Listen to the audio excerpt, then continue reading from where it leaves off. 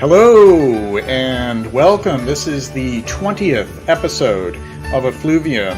The time is now 7:01 p.m. Eastern Standard Time, January 31st, 2023.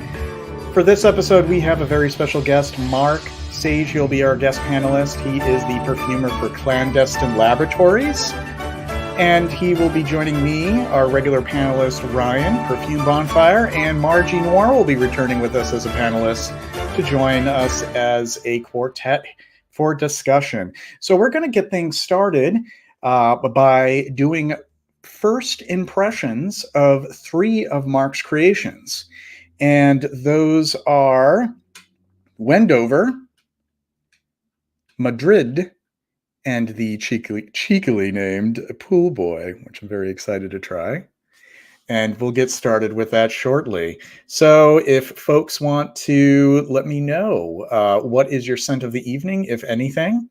If you are on a scent break, that's great. We all need a little scent break now and then to cleanse the palate and give our olfactory receptors a break. But let me know in the comments. Also, the deal for this evening, for those who do a Buy Me a Coffee, is if you are in the United States and you purchase 10 coffees from Buy Me a Coffee, I will do once again, for the first individual who donates the 10 coffees, I'm going to do 4 full bottles of doubles that are in my collection that I am willing to let go. And along with those 4 bottles, which it will be a mystery grab bag, or you already have 2 individuals who are quite pleased with their spoils. In addition to the 4 bottles, we will also have a little sample pack as well on top of that. So you'll have an assortment of samples. So once again, for the first person this evening who does donate 10 coffees at buymeacoffee.com/Joseph Kolb P, you will, and remember, US only, unfortunately, you will get 4 full bottles of doubles from my collection and a sample pack. And let's get things started here. I think I want to experience first the one that I have been most anticipating, that I've heard such great things about. Well, from mostly Mark himself, but I have a feeling I'm going to really enjoy this one. And it is Wendover. So I'm going to actually read in verbatim the sort of the synopsis of Wendover from Mark's website here. So it says, it goes as follows: England in the 1970s smelled great back when everyone burned coal in their fireplaces for heat. The smoke lingering in the earthy greenery of the countryside, an underlying warm, smoky sweetness that is unforgettable and instantly recognizable. That quality is combined here with the fresh, mossy green of hedgerows, leather, wood, hawthorn. And that raises my eyebrows because I do love a good hawthorn note. Narcissus, that too. And pastures in the rain to yield an evocative fragrance that is fairly masculine in character and performs well. It might also appeal to a woman who likes a bold, woody, smoky, sweet fragrance, or to anyone who might want to smell like a smoldering hearth in a faraway cottage beneath a starlit sky. So I'm excited to try this. I'm going to actually not spray on skin. I do want to do my first impressions on paper, and then I'll follow up on skin at a later time. All right, let's just take a look at the comments before I get started here. All right. Good to see you. Hopefully you can tune in for as long as you can. Thank you very much, Mishi. I just exceeded 800 subscribers as of today. And yeah, it's a little landmark, a little milestone, if you will. So yeah, it's very, very nice. 200 more to 1,000. Excellent. Oh, I am assuming that. Well, that sounds enthusiastic. So, Zyrina fragrances. Duncan, you'll have to clarify there. Hello there, my friend. Good to see you, Nikki. J. Casanova is Duncan's scent of the day. And, oh, this Wendover comes with a recommendation. Avon Occur. My mother had Avon Occur on her dresser when I was a child. No sense for the day. You're sick? Yep, that makes sense to give yourself a break. I mean, a lot of the time when I'm sick, I can't really smell very well anyhow. So very nice. Comme des Garçons Bleu Encens is Will Mullen's Scent of the Evening, Scent of the Night. All right, so let me first spray Wendover.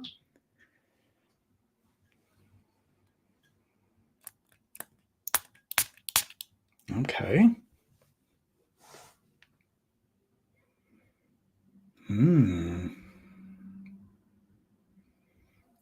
I like that this is not a predictable sort of smokiness.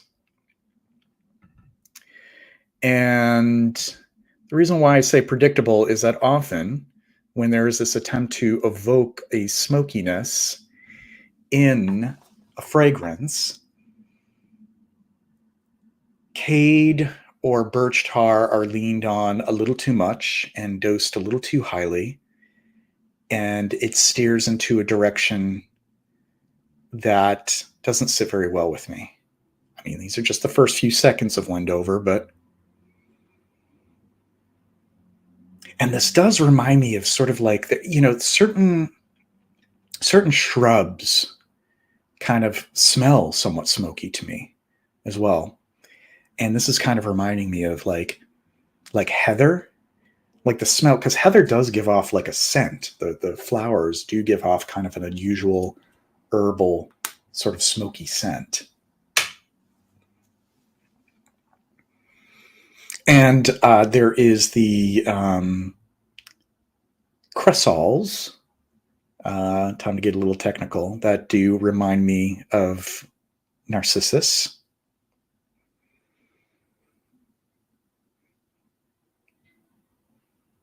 And I get that sort of anisaldehyde, that textured kind of feel of like hawthorn as well.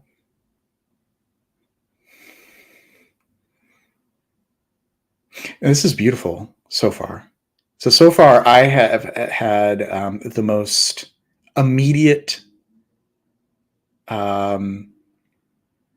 fondness out of everything I've smelled. Everything that I've smelled so far from Mark has elicited a favorable response to me in some capacity, but this one I kind of want to see what it's like on my skin. That's how eager I am. So I think for this one, I do actually want to spray it on my skin. Okay.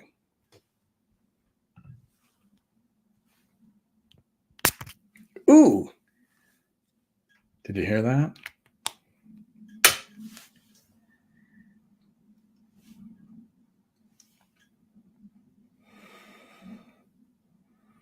So a little bit more of the smokiness does come out in my skin. It smells very overcast to me.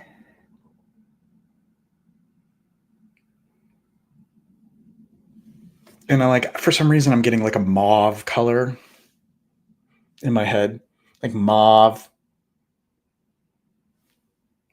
Yeah, I'm really liking this one. So that's pretty much all I have to say right now. Yeah.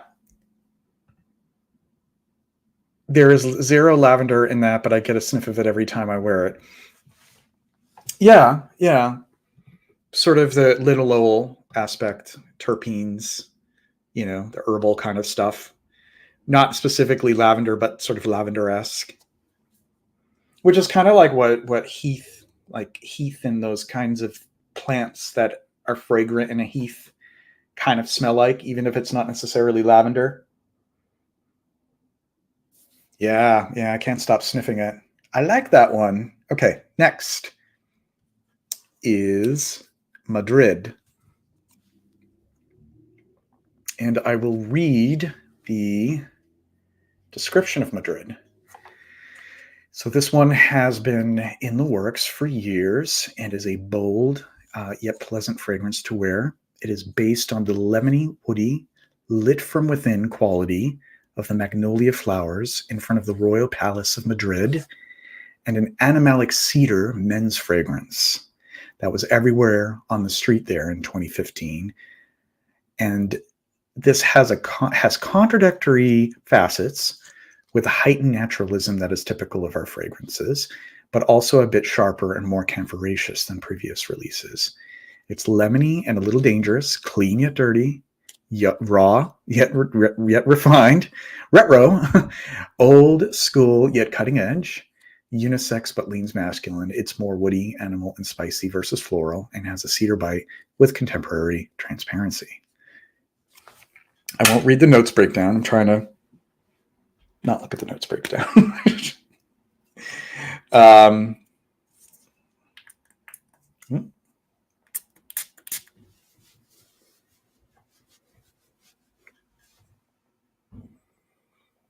ooh.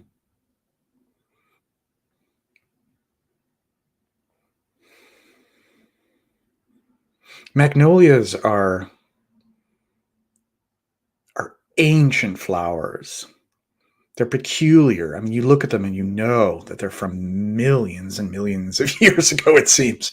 In fact, bees don't really have any interest in them. In fact, it's beetles that pollinate them. And this does kind of remind me of that strangely watery citrus lemony kind of quality, but not full-fledged lemon that you would get from the scent of many different magnolias.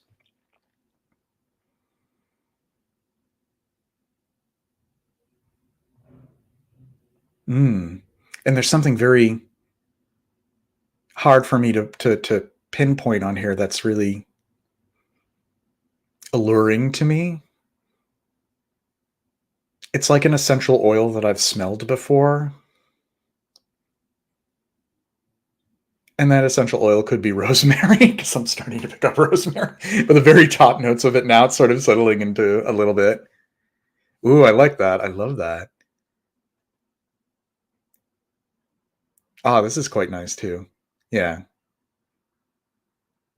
Very nice. Okay, next, because we're at 7:13 p.m. Eastern Standard, we're going to visit Pool Boy. Actually, let me read before I spray. A slack yet effervescent late summer fragrance, Pool Boy does what it says on the label and a little bit extra. Lemon iced tea, guava, passion fruit, hyssop. Now that has my attention because I love the smell of hyssop essential oil, because it's like one of those sweeter camphoraceous oils, and the leaves of the herb itself. I love crushing them in my hands.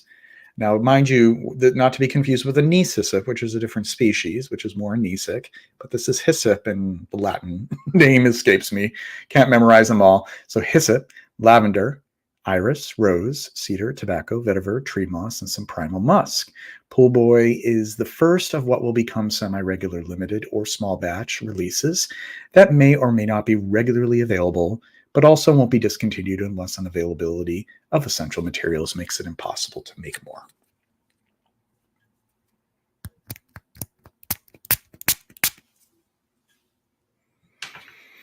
Ooh.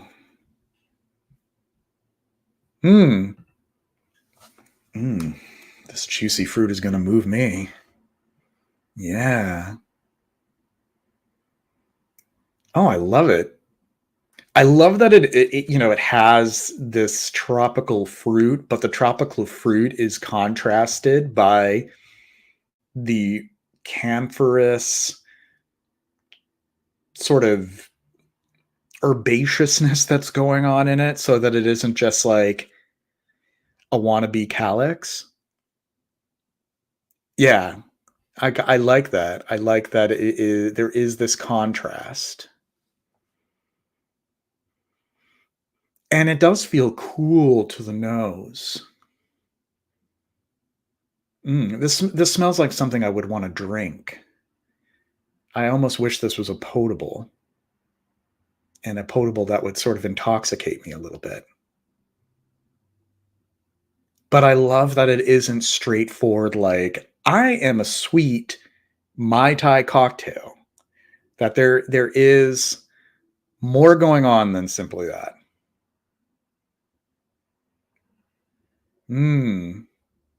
That'll be interesting to experience the dry down on here a little bit later. So far, Wendover is my favorite, but all three excite me. So very nice. Okay. All right, moving right along. Let's get back to the chat just a little bit before we bring in our panelists. And let me just do a little catch up here. We have 27 people tuned in. I am grateful for every one of you. All right. Thank you very much, Manginosis. Appreciate it. And good evening, Dave B. Good to see you. And good to see you as well, Fernando. Thanks for stopping by. And Manginosis' Scent of the Day is Mortal Skin by Stéphane Humbert Luca. And good evening, Mr. Clean. Hello, Brian. Helmut Long Eau de Cologne, wonderful choice. Hi, Margie. Go backstage whenever you're ready, and we'll bring all three of you in pretty shortly. Scent of the Evening from Tony Vaccarella is Descendre from Les Abstraits. Hi there, Oski. And we're almost caught up here. The camphor snow blends with that guava passion fruit part to give you a very realistic impression of an almost ripe, piney mango. That's a good observation. Oh, wow. The power of suggestion a little bit, but yeah. Kind of, oh, I got, yeah. This is not like, like a mango candy. This smells like that kind of piney top note of mango. Hey there, Aussie Fragrance. All right, we're pretty much caught up in the chat. Just want to make sure that we're all caught up there and we have everybody's attention because we're going to be bringing in the panelists. We're going to start off here with Ryan. We're going to bring him in. And hello. Howdy, JJ. Hey, everybody. How's it going? It's going very well. How are you? I am doing very well, thank you. You're looking very sharp as usual. Well put together. Thank you. Thank you. I do my best. And yeah, this should be a good episode. And I don't want to keep Mark waiting. He's been very patient there. And Margie, as the third panelist, whenever you're ready, I'll see you. Oh, there we go. Oh, we'll bring her in and then we'll bring in Mark. And welcome, Margie. Margie Noir, hello. Hi. Hello. How are you guys? Very well, thank you. Good to see you. Good to see you. Are you as excited as I am to ask some questions from a perfumer? Yes. I'll be asking a lot of questions. We want to learn process. My mission as part of this weekly stream is to put a spotlight not only on content creators, writers, people who are, talking about perfume, but the people who are making perfume. Absolutely. No, I think it's great. I'm excited. Me too. So without further ado, let's bring in our very special guest panelist, Mark Sage of Clandestine Laboratories. Hello. Hello. Hi. We hope you're well. Thank you. Great. Thank you for having me. Yeah, of course. Great to see everyone in person, kind of. Yeah, and it's as close to it as we can get. Hopefully I can meet you in person. I'm not too far away from you. Yeah. But yeah, it's great to have you join us here. So why don't we just get things started? Mark, I have so many questions because I'm so fascinated with your process and with your perfumes, and I just want to know a little bit more background on how did you fall into this, or did you how did it all begin? Forgive me for being slightly distracted by how weird I look on screen, but it's a weird story, actually. All my stories are pretty weird. I had no background in fragrance. I never wore fine fragrance at all. In college I got a sample of Drakkar Noir, I think, and I think I might have tried Brut at one point, and I just felt like I was wearing like a giant fluorescent logo, which was really just not. It just felt kind of self-conscious. Didn't feel like you. Yeah. Yeah, it's just not my background. My parents didn't wear fine fragrance really at all, and yeah, I just had no context to think that, oh, this is how I should smell, And but over the years, well, actually, part of my story is also very weird, which is that my signature fragrance in college became Desert Spice Scent Sure deodorant, and it smelled fabulous on me. It was like this ambery fake banana, musky, fruity, and women seemed to like it on me. It was, it worked with me, and it was great. So I wore that for a long time, and then about a year after college, I went to the pharmacy to get more. It was gone, and it was like discontinued. Yeah, and I hadn't really realized that it was actually a part of how I thought I saw myself, and how other people saw me too, and. That actually started a years-long process of trying to find a deodorant or some combination of things that would work to make me not smell terrible. And everything, like, deodorant-wise, was just like, stale, soapy hell, basically, on me. So that was part of it. Long story short, though, what led me to get into perfumery after a long, struggle to smell good and trying like amber oils and things like that, was that I hurt my face, and I Googled, I was using a scar cream, which wasn't working very well. And I Googled one of the ingredients in another scar cream. I found a website, New Directions in Canada, that was selling essential oils and had pages of, tons of reviews for every product. Mm-hmm. And from, mostly from like soapers and aromatherapists. And I just became obsessed with reading them for some reason. Like I started to realize, like, I'm really curious, like, what does vetiver oil smell like? I mean, it sounds like something I'd really like from people's descriptions, but I had, no idea. And so I placed an order from them thinking I was going to make like lotions and, for personal use and maybe give them away as presents, and it would be fun and nice. And, I've always kind of had an interest in essential oils for medicinal use.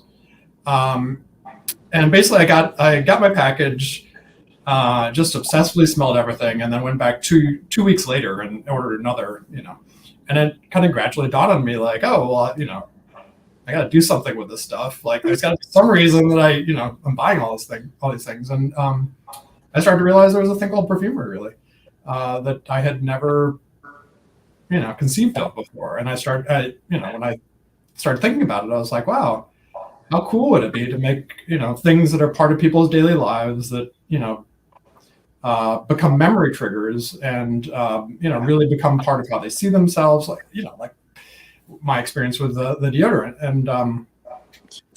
And so that led me to read everything I could find, which was not very much at the time because it was 2010. I just started buying everything I could find and playing around with it and smelling things. So that's basically. That's awesome.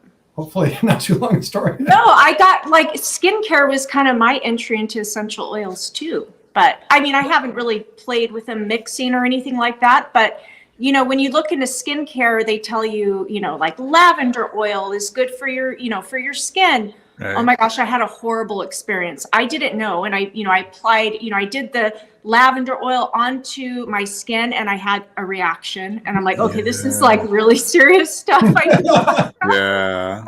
So yeah, I don't use any essential oils on my skin now, but that was kind of my first venture into experiencing essential oils was skincare stuff. That's kind of how I started as well. I had this exploration with aromatherapy and using essential oils, and I was a little too eager and would start putting things neat on my skin, which is like a big no-no. Thankfully, lavender does not have an effect on me, but it can depending upon your skin, the person. But I would just put things on and see like how they would feel, like just put them on as a perfume themselves. And I learned the hard way with a few different things. And thankfully I learned about phototoxicity before I started messing around with citrus oil. Oh, I did. I learned that the hard way. Yeah, that stuff is bad news. Cause so if you get like, like bergamot with bergaptine, which is the type of terpene that does cause phototoxicity, you can have permanently blemish your skin. And it's pretty scary. Had some tagettes and some, what else did I have going on? I made some, skincare something that I thought was Yeah, I was doing that too, like, and not even paying attention to percentages. Like, yeah, just put as much in as possible until it smells really good. So I can relate to that. Yeah, that's cool that you kind of started off with the essential oils thing and just sort of exploring that. And I also think it's fascinating. You came into this as somebody who wasn't sort of like a frag head. You weren't somebody who had, was already, a lot of independent perfumers start off like, oh, I'm a big fragrance enthusiast, and I already have smelled like this or that. Yeah. Yeah, and that was a real disadvantage, especially at first, because I had no idea what I was doing. I mean, and I had no idea what the goal was really. Except for, making things that I would like to smell. Yeah. But I think what does give you it does give you room to approach things without a certain without restriction. You know what I mean? Yeah. So you're still learning about the process of perfume. Well, you're obviously at an advanced state now because you're making wonderful stuff. But I'm also we're all on a learning curve. We all are works in progress. But your ability to put together something that at the end result is a cohesive perfume shows a real talent. If you don't have like those reference points, and then thank you. It's just impressive to me because I think some folks who don't have that context, it seems like they may need it depending upon how they operate. But you create these really compelling creations that I think it's to your advantage almost that you don't have that background. I actually thought that would be an advantage originally. When I realized there was a thing called Perfumery, I realized there's actually also a huge market for fragrance. Yeah, which I hadn't really thought that much about before either. And I started to think, well, I have a background in chemistry. I know what I like and don't like, but I don't have this context. So maybe I can just learn in isolation, and I'll just completely reinvent perfumery, and it'll be my, in my own image or whatever. The typical arrogance of a beginner, honestly. I think part of the reason that you're seeing so many unsuccessful examples of this process is that there's people tend to launch within a year of starting to learn perfumery. They start calling themselves a brand. I've seen quite a few of these, and you're learning in public at that point. And I had to, I guess, twists of fate, and also good sense not to want to just put myself out there right away. And that's so smart. Interesting. How long did it take for you to launch like your actual brand? Because that's a good question. Because it kind of happened very fitfully. I started doing Perfumery in January 2010, and I first launched in December of 2019. Oh, wow. And then shut down almost right away because of COVID, and I lost my job, and I realized that actually having a business was incompatible with receiving unemployment. And it was a very stressful time, of course. So I just completely shut down and kind of walked away from it for a bit. And then I got rehired at my job and basically reopened in December of 2020, but then didn't promote myself at all. I didn't have any connections to the perfumery community. I didn't know there was a fragrance community. Really, I guess I heard about it, but I didn't realize it was an actual community, of people that know each other and talk to each other. And then finally, summer of 2021, I guess, I'd been reading Scented Devil. Oh, yes. Love him for years, and that was actually part of my process of learning perfumery. Was I would read people's descriptions and try to, imagine them rather than smelling them. Because often when I'd read someone's description, oh, I love this, it's so great, and then I'd smell the actual fragrance, I'd be like, yes, I don't know, not my style. I'll just put it that way. I'm not saying it's good or bad, but I have a very particular taste, I guess, and so I thought, oh, well, this is a great way to get ideas for fragrances. I'll just, read how things strike people and try to create that effect for myself. Yeah. So I've been following him since probably, I thought he started earlier, but I think he started in 2012. And Yeah, and bass notes. Yeah, he's been yeah, writing and for one day that. I was reading one of his reviews, and he made some comment about, I think it was Ambroxan or something, and I was like, that's not right. And so I emailed him or messaged. I think I probably messaged him on Instagram at that point, and said, hey, don't want to be a jerk, but you're wrong.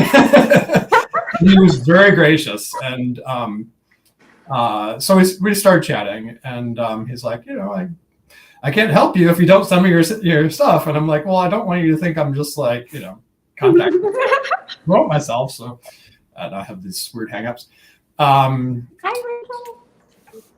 Probably 4 months later, I finally sent him samples, and I didn't hear back from him for about 2 weeks, except for he said, oh, my boyfriend likes Master, which I didn't find very encouraging because it wasn't I like Master. And then he started writing these reviews, and I think he dropped Master and Film Noir the same day or something. And I read them, and I just could not believe what he was saying about me and the fragrances and how positive he was about them. I was expecting. Wow. I was expecting. So he reviewed your perfumes. Yeah. Oh, okay. Yeah, he's actually reviewed quite a few, and then he started buying them himself, which was surprising from my encounters with reviewers at that point. And I won't name names, but I just kind of wandered naively on Instagram and started trying to like ask people things and annoyed some people for sure. Had some pretty negative interactions with them. So I just hadn't expected like him to like anything or to want to buy it himself. And then and that actually led to Ryan then discovering silver. Oh wow. Which then also became a thing that people saw. And I haven't tried any of your perfumes, so yeah, no, I'd love to get you some, but you're where are you? So I'm in California. Oh, I should send you some. Yeah. California. What's that? For some reason, I thought you were overseas. Overseas? No. Where are you located? In the Bronx. Oh, New okay. York City. Yeah. No, I'm here in California, and like I've been into perfume since like 2020. I'm like a COVID. You know how they say you got a COVID puppy? I'm like a COVID like perfume, like obsessed person. I think COVID kind of led me into that, like just because I was home all the time and I needed like some kind of something to stimulate my mind and something to sniff. I don't know, but I just got really into it around COVID time. But I'm just now getting more into like independent perfumers. Is that what you would call yourself?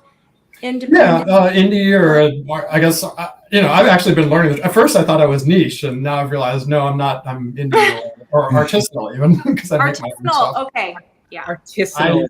Yes, I don't love the term artisanal because it has its connotations. Yeah, it does. It's like people who are starting out and like a country fair in Vermont. Here's my artisanal perfumes. You could get some honey at one booth and some all natural.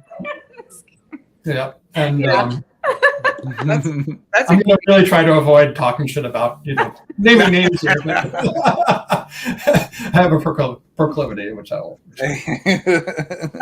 One of the things that impressed me a lot when I tried your perfumes is just I had been coming off a string of like trying a lot of niche and independent perfumes that I'd been kind of disappointed in, and then you sent me this stuff and I was like, wow, this has like a very clear point of view. It has a very clear sensibility, and it felt where everything had been really, really well thought out in terms of structure, even though some of it was very unusual. Like Silver, the one I gravitate to, is a pretty has a pretty unique opening in terms of like what you would call mainstream fragrance. The kind of minty, camphorous opening of that fragrance is very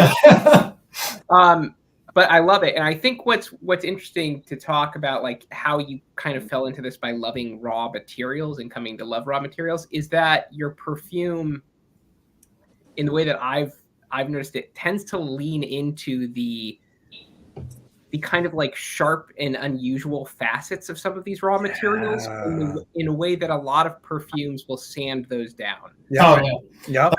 I love camphor. I mean, and I read about camphor in, perfumery literature, and, it's like, well, perfumers use this in extremely, moderate amounts because it's whatever. And I'm like, do me camphor, camphor oil, rosemary, camphoraceous notes. I'm all over them. Is that like a mentholated? How would you describe camphor? I'd say it's medicinal and cooling, but not. It's not cooling in the same way that mint is. It just has this kind of like, medicinal numbing quality, I guess. And I like that. Yeah, I think I like that. But yeah, that's interesting. Rosemary is like a perfect example of like camphoraceous. Like there's these components called cineols. They also call it cineolic, where it hits sort of a nerve called the trigeminal nerve when you smell it. It's the same way that menthol does. Menthol is what makes mint smell the way it does, but your brain perceives it a little bit differently. So if you think of like, I don't know if you've actually smelled things that are actually like camphor, like think of like icy hot. I mean, obviously we wouldn't want a perfume that smells exactly like icy hot, but that same effect comes through. And I love camphor stuff. Yeah. And actually, I mean, camphor is not a note that most Americans would recognize anymore because it's been banned since the early 80s, maybe. I think it turned out it was addictive. But I grew up with a product called Campho-Phenique, which was like an anesthetic that's still sold in England. And it's a combination of phenol and camphor originally. It's pretty rough stuff, but it's got this like, intense medicinal bite to it. I love it. I love the idea of throwing the rule book out and saying, you know what, do I really need to round out the rough edges if the rough edges are actually what give character to a perfume? And I think very few perfumers are willing to step out of that comfort zone for fear of, whatever reason, not being commercially viable, whatever. But to step out of that and to experiment with that can yield some very like I said, compelling results where you just want to keep on sniffing it and you want to wear it. And it's just such a great wearable experience. So that is something that I love about your work as well, that you're not afraid of pushing the envelope with that. Yeah. I mean, I make things that I'm not trying to be, difficult or arty necessarily. I'm not actually not even necessarily. I'm just not trying to do that. I'm trying to make things that I would want to wear and that, that I would want to smell on people around me and that I find enjoyable. And, for me, it's not fine. It's, the frame of reference isn't fine fragrance. It's natural smells. It's essential oils. It's, just anything that kind of, gives me that spark. And, I've become more open to making, in terms of performance, I try to make things that perform like commercial fragrance. But just that don't smell the artificial in the ways that I find objectionable sometimes. Yeah. And I don't find your fragrances to come off as self-consciously avant-garde deconstructions of what perfume should be. Yeah. I find there is this earnestness and this. It's sending a message that isn't trying to be more than what it is, and therefore it's just so much more satisfying to me personally than some of the brands that are out there that make a huge effort to be this sort of left field deconstruction of perfume, where it's like more like an essay on scent than actually something that you would find yourself wearing and enjoying with the people around you. And there's a lot of stuff out there like that as well. I think some people some people write off all of niche like that, but that's not necessarily true. But I think that in some ways, the nichiest of niche ends up coming off that way. And I have not been afraid to call that out and say, yeah, this is fascinating and I like smelling it, but just not on my body and my skin. Not in public. But I would proudly wear these in public. I would love it.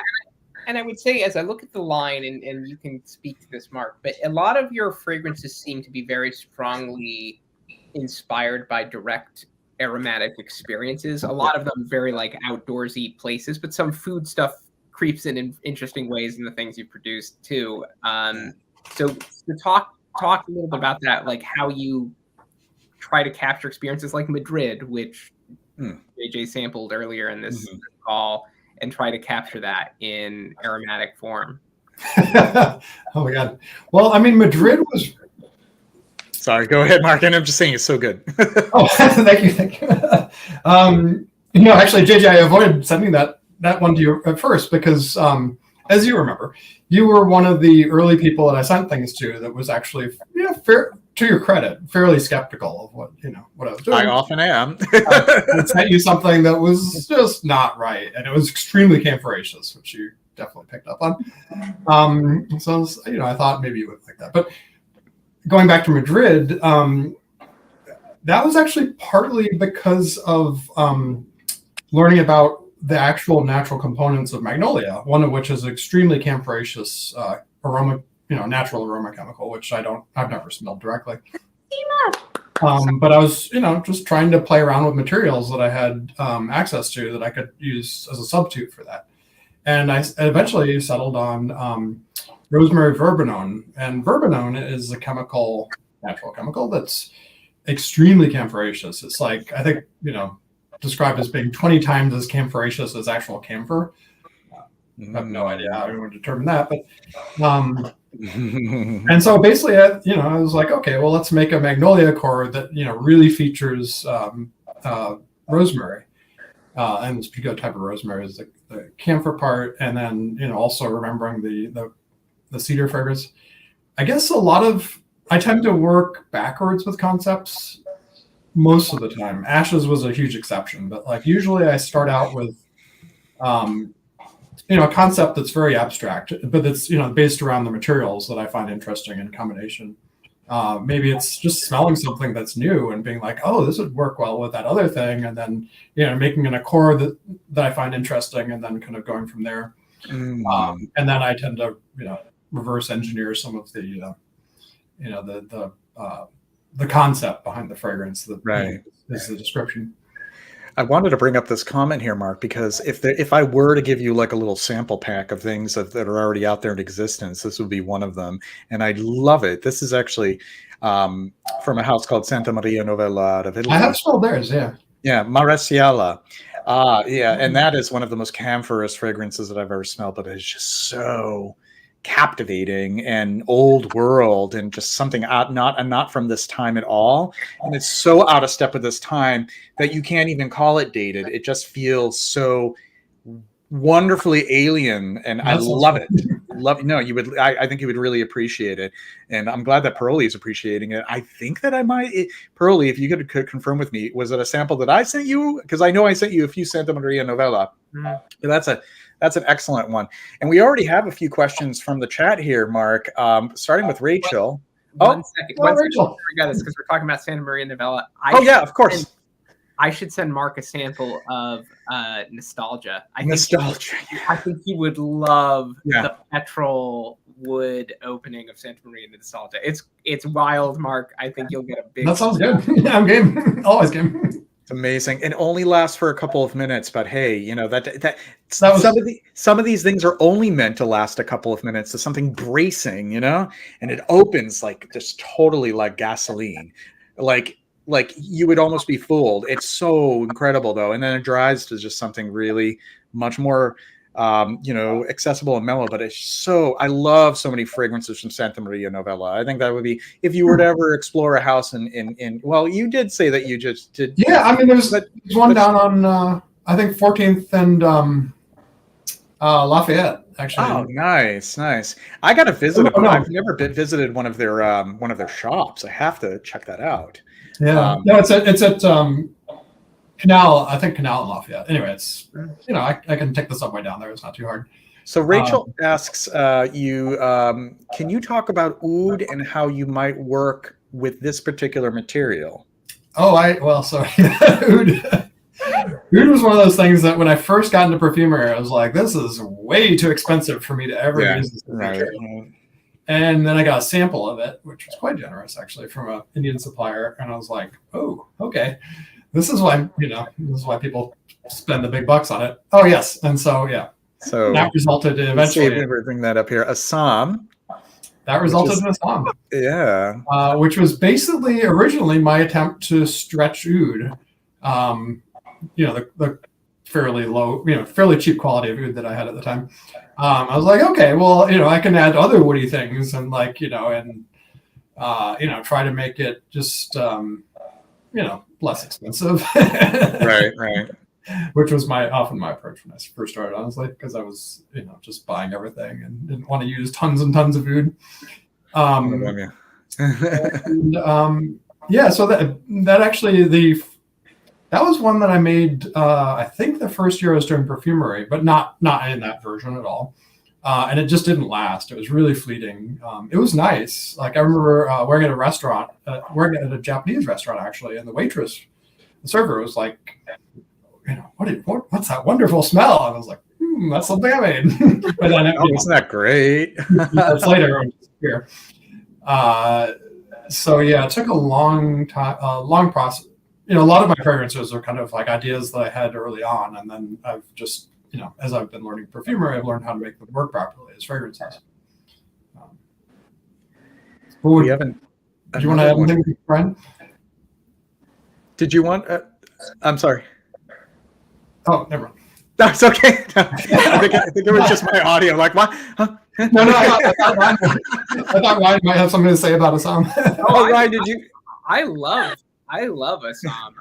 It's a shame that it's been limited when you released it thus far, because it's one of those things that I think folks really tend to love when they try it, and I think what's really nice about it is how rounded the oud eventually comes off in it. It's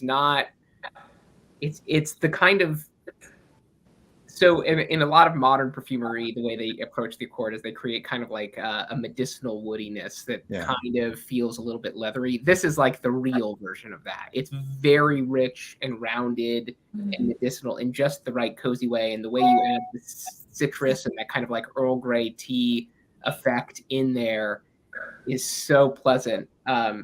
I try not to wear this as much as I want to wear it. I was thinking me again. Love it. That's great. Good time. So Jerry 08 with a wonderful little 50s style robot with a frock on.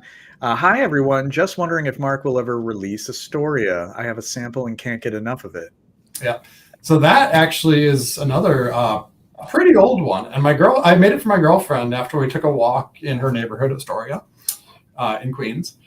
And it was I won't tell the whole narrative, but we smelled roses, we smelled mint, we smelled peonies and honeysuckle, and just the smells of like a warm late spring morning in her neighborhood. And so I was like, oh, well, I'll make a fragrance based on this.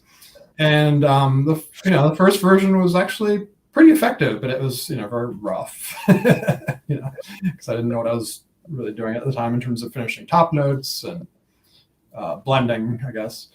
And she had some feedback on it eventually, and I then made a second version, and then and then I don't know why. I'm not quite sure why it wasn't part of the original lineup, actually, because it's been around for quite a while, and it was one of her favorites.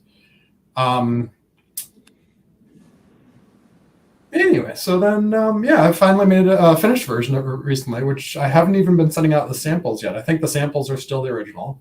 I hope to release it this spring if I'm not releasing too many things. I've got a lot of unreleased stuff that I want to release. And I've taken some people's advice that I shouldn't just throw everything out there all at once, because Rachel, thank you. Because people tend to, especially when I was an unknown quantity, I think people were like, this is a bad sign when a house is releasing all these fragrances in a short period of time. Like they don't, it's a sign. How many fragrances do you have? Like, have you released? How many have I released, or how many do I have? Released. 15 released so far. Okay. Which is kind of a lot for a little over a year.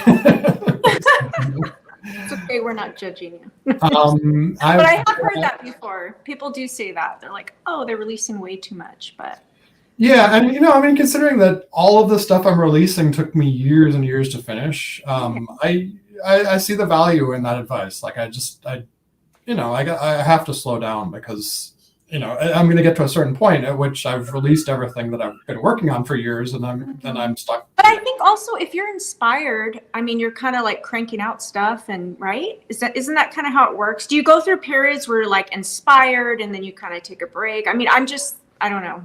Yeah. Oh yeah, totally. And I go through periods where, it seems like I'm going backwards in terms of, what I can do with fragrance. Yeah. I think fails. It's a weird thing. Yeah. And I guess going back to my process and my learning, a lot of my process, and my girlfriend was like, you shouldn't talk about this because it sounds negative, but it sounds like you're putting yourself down. But honestly, a lot of my process has been making things that were just failures, and recognizing them as failures, and then, moving on. Yeah, that's how you learn, I think. Yeah, and I tend to the way I compose is fairly complicated, and kind of it's a path. And when I go off the path and it fails, I don't go back to the part where it was working and try again. I tend to just start new fragrance because I'm like that. Likes Duran. Duran's actually one of the fragrances that I finished, I think before 2015 or maybe in 2015, that I'm really very proud of as a work of perfumery, I guess, because it's so distinctive and it's so cohesive. I think that it's people have told me it reminds them of certain old-fashioned fragrances, I guess. But which one is it? Did you say? Duran, Dharan. It's a very very kind of bitter green, musky fragrance. Ooh, that's like right up my alley. I love the sound of that. I have that. Maybe I should pull that sample out right now. It has this. Yeah, I would suggest smelling on paper because it has a strange quality of not working on any male skin, as for anyone that I know. On women, it smells great. I like Duran. It's really? very. Do you find it wearable yourself? I mean, I don't find it unwearable, but then again, I haven't spent as much time with it as some of the other things that you've sent me. I'm trying to think. The I think I found that one fairly easy to wear, the one that I put on. Yeah. Yeah, on me, it smells very. The sharpness comes off as artificial on my skin, and I just don't like things that strike me as artificial. Yeah, that makes sense. But yeah, my girlfriend, it's very elegant. It's freshness that she loves and muskiness underneath. But, very elegant dry down. So, folks, we currently have 33 tuned in, and we have 22 likes. If you could hit the like button, the little thumbs up, let me do that. We greatly appreciate it. It's part of supporting this channel and the content and all of our guests. So I took out Duran and I'm going to spray it. Ooh. Uh-oh, on your skin? No, on the paper. Oh, I love it. Ooh. It's kind of like a like a 70s green sheep gone into overdrive. And not overdrive in a positive way. I don't mean like overdrive like bad, because we're not talking about an automobile. We're talking about a perfume. But I mean, I think that's I agree with you, JJ, and I think it's kind of like, it's interesting to the other perfume that does your journey, Mark, because I'll have you share it in a second about how you conceptualized it, how you got to the final state of Film Noir is very interesting, because that has such a very clear, when I smell it, like genre concept that is then pushed to the max, with like an old school, slightly reminiscent of like Karen Pornome, like old school lavender. Yeah, several people have said that. Yeah, but the lavender is pushed to like 10,000 in a wonderful way. And this is far more green too. Yeah, I love it. It's like this electrifying green. Yeah. Synthetic jungle, eat your heart out. And it's actually, the green part isn't very synthetic. It's Oh no, I'll tell you. So Synthetic Jungle. I don't know if you're familiar. It's a Frederick Malle release, and Filippo. I think it was released 2 years ago. It's good. I'm just saying that this is more interesting to me because. Oh my god, that's actually funny because my girlfriend and I visited Frederick Malle, their store here recently, and met with a very chilly reception. We were obviously not their target. We weren't going to find anything there. Oh yeah, they're totally up their ass in the boutiques. That's just it doesn't really match the beauty of the fragrances. Their attitudes are not beautiful. Yeah. But I gave her the finale was I gave her a sample of Duran, and then she was like, "Oh, I'll definitely try it." And then I followed up later, and I never heard from her. What don't even bother. Don't even. What did you think of Frederick Malle? Since you don't try a lot of fragrances that are out there, that's obviously a house that folks celebrate greatly. I'm curious what your thoughts were as someone coming into it from the outside, so to speak. Yeah, and it also depends on how which ones they were pushing you to smell too. Yeah, they're probably not pushing you to smell the ones that you would like. The strange thing is actually, I was like, "Well, what do you think I should smell?" And she's like, "I mean, what do you want to smell?" And I'm like, okay, well, how about the pure, not French, it's not called French Lover anymore. What's it called? The pure. It was called Bois d'Orage, and now it's French Lover. Oh, okay, it is French Lover. Yeah, so I tried that one. Oh, I tried Portrait of a Lady, which people thought, told me was great, and I hated it. Yeah. I hated the dry down. And I would sooner tell people to just get the old gray Cabaret and don't bother with Portrait of a Lady. See, of course they're going to tell you to smell Portrait of a Lady and Vetiver Extraordinaire, and what are the other popular ones? I don't know, like Musk Ravageur. Oh yeah, I actually have a bottle of that my coworker gave me because he was disappointed by it. It wasn't, the hardcore animalic thing that he was expecting. So. No, it hasn't been in some time. It's decent. I just did a review earlier yesterday of L'Ombre Fauve by Pierre Guillon, which actually to me is everything that I hope Musk Ravageur would do, but it just fell short of that. So that one actually I think is better. But I'm sure the ones that they didn't push to you that I would recommend to you to smell would be things like Un Fleur de Cassis. That's what I want to smell. And Dante Bois, the ones that are a little bit more like. Mm-hmm. I did smell it was the lilac one, which was beautiful. But that's En Passant is great. Yeah. But it was also just kind of lilacs. Little watery lilac. It's hard to do things with lilac without like burying the lilac in other stuff or just having it be like, "Hi, I'm a big lilac bush." Yeah. It's a tough note to work in perfumery. Which brings me to this question, and we're going to have a few more questions from the chat as well. I see them coming in. What are some of the most difficult materials or accords that you find in doing composition and experimentation? The most difficult materials and accords. For me, those are two separate questions because in terms of raw materials, there's some raw materials that I just despise. Start with that.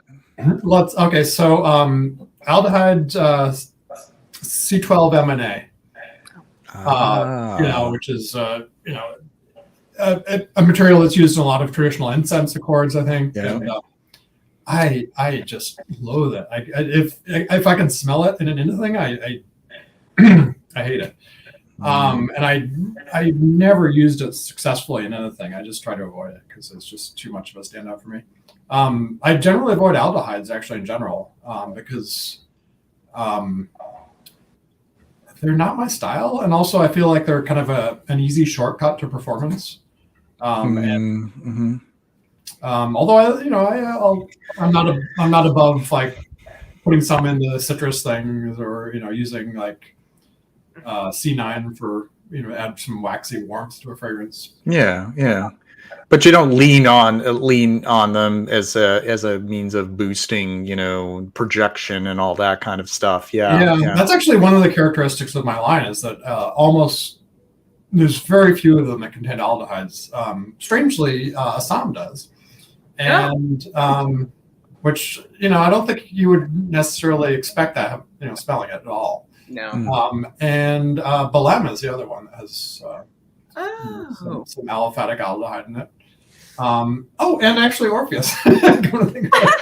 Orpheus. So the truth is you know how to use them as a tool, but you don't really enjoy the idea of like really using them like full blast. I don't want to smell them. Nobody, yeah, they're tough to. I mean, like I remember the first time I smelled aliphatic aldehydes in isolation, and I recognized them, but it was like recognizing them times 1,000 and being terrified because you know they weren't in dilution. I'm like, oh my god, how? Yeah, and you know, I mean, honestly, I may be coming around to them a little bit because I think you know, early on, because I didn't know what the hell I was doing, I didn't really dilute things very much, or I didn't understand like the level to which you need to dilute certain strong materials. So right.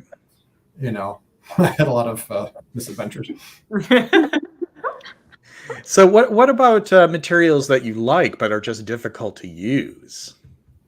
Oh yeah, there are a few actually. Yeah, it's interesting. One of the things I was thinking about in terms of talking about my process was just the fact that part of it has been, you know, especially early on, I kind of felt like, you know, the role of, or my role as someone who has a specific kind of set of tastes and goals, I guess, was to curate materials and not use things that I don't, you know, find agreeable. You know, that's changed as I've gotten better at blending things in and realize the strengths of various things. God, that's something that's. I mean, civet is a tough one. I you know, I know there's this trend, maybe sparked by the oud trend, to make fragrances that are, you know, recognizably civet heavy. And older fragrances too. You know. Yeah, it's kind of interesting. Yeah, because civet was originally something that brought out the other qualities in a fragrance, and you may be able to, an astute nose might be able to detect it, but it wasn't necessarily something that was full throttle. And now nowadays, like, and civet is overloaded. Yeah, and the difference between the natural civet and replacers is huge. The natural stuff is just so much more pleasant when it's smell draw and when it's blended. It has a different effect. I mean, artificial stuff is fine. I generally try to avoid animal materials when I can.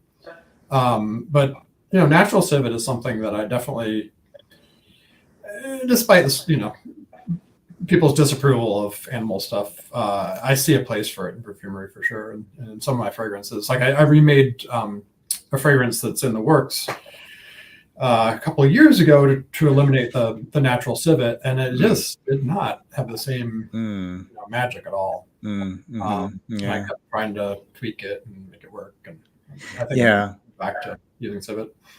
It's tough to use. There's some replacers that are pretty that approximate very well, but they're very expensive, and otherwise, like, yeah, it's very hard to reproduce that sort of ineffable quality of civet that it just does to make flowers and everything else bloom in a fragrance. Yeah. And the warmth and the lastingness of it, and the warmth texture. Yeah. Beautiful.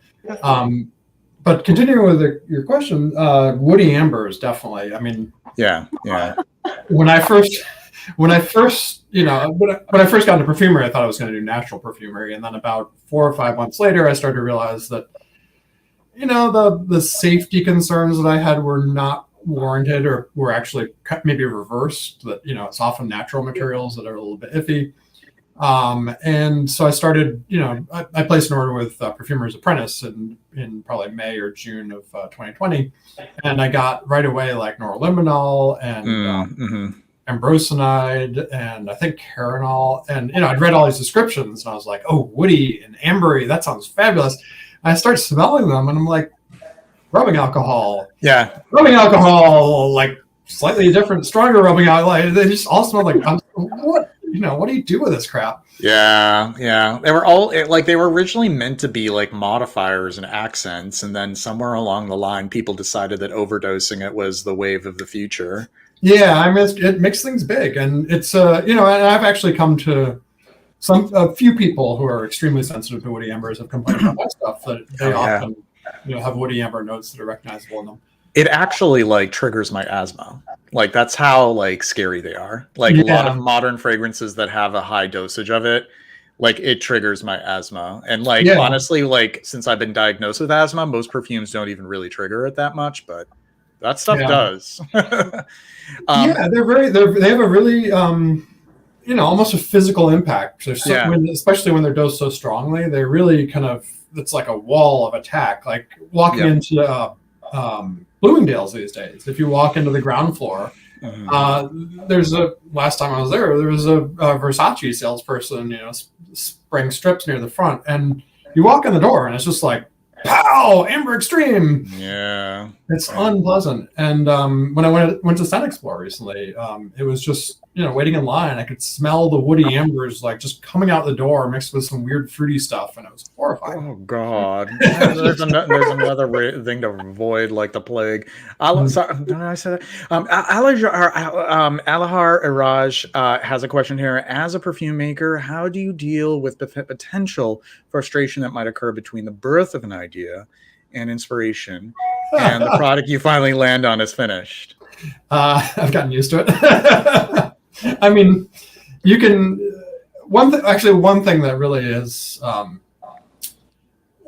one thing that I learned from a master perfumer early on, which was not in person, it was from reading a quotation, I think from I think it was Jean-Claude, said, someone asked him, what was it? What are you most thankful for? And he said, not getting what I want, because often what I don't expect is better than I could imagine in the first place. And that, I think, is incredibly true about perfumery. There's a magic in the way the odors combine that's often really unpredictable. But also, when you're making a fragrance, I mean, I would liken finishing a fragrance to completing a jigsaw puzzle. Is often one piece that just is missing, and you don't know what it is until you find it. And when you find it, the picture comes together, and just everything kind of snaps into place, and it's it's full, it's complete, it's beautiful. And discovering that is really, a lot of the magic of making fragrance, I think, is just, figuring out the puzzle. And sometimes the completed puzzle isn't the puzzle that you started trying to make, but it's different or better, usually better. I mean, hopefully. The happy accident can sometimes be a flash of brilliance. That's how I think a lot of some of the most famous fragrances came into being. The most accidental. Absolutely, yeah. I mean, I've actually funny thing with Duran, I had it complete, and I thought it was pretty good. And one day I was working on another fragrance, and I grabbed the bottle of Duran by accident and added a bunch of a long-lasting, fairly powerful material, actually. And I was like, oh, shit, I just, screwed up this whole bottle. It was a lot for me at the time. And then it turned out that it actually made the dry down like a lot better. There you go. Let's see how that, I'm a genius. Yeah. I'll take it. Isn't it the working story of Fahrenheit, where it was just an accidental concoction where they had just mixed two perfumes together, and then they were like, oh, yeah, was that the one where they smelled different versions in like a trash can or something, and then went back and fished stuff out, and then did like GCMS on it or something, and reverse engineered it?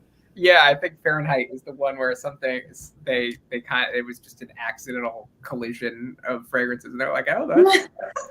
I mean, there are some people who are of the belief that it is indeed an accidental collision. Although I do love it myself, but it's a very people have their opinions on Fahrenheit. They do. It's kind of interesting that, I don't know. I think the opening of Fahrenheit is more polarizing than the rest of the fragrance. Like, it's kind of like to just divert the Fahrenheit territory a little bit. You get that kind of like bold petrol opening, and then it just kind of settles into something that's a little bit more. Yes, I agree. I love that petrol opening. I love that smell. I do too. Yeah. You might like Madrid. I might like what? Madrid. Oh, yeah, Madrid. Yeah, but it's beautiful though. Like, I'm just on the paper here. I love it. It's just so. I don't even know how to explain it. It hums. It's humming.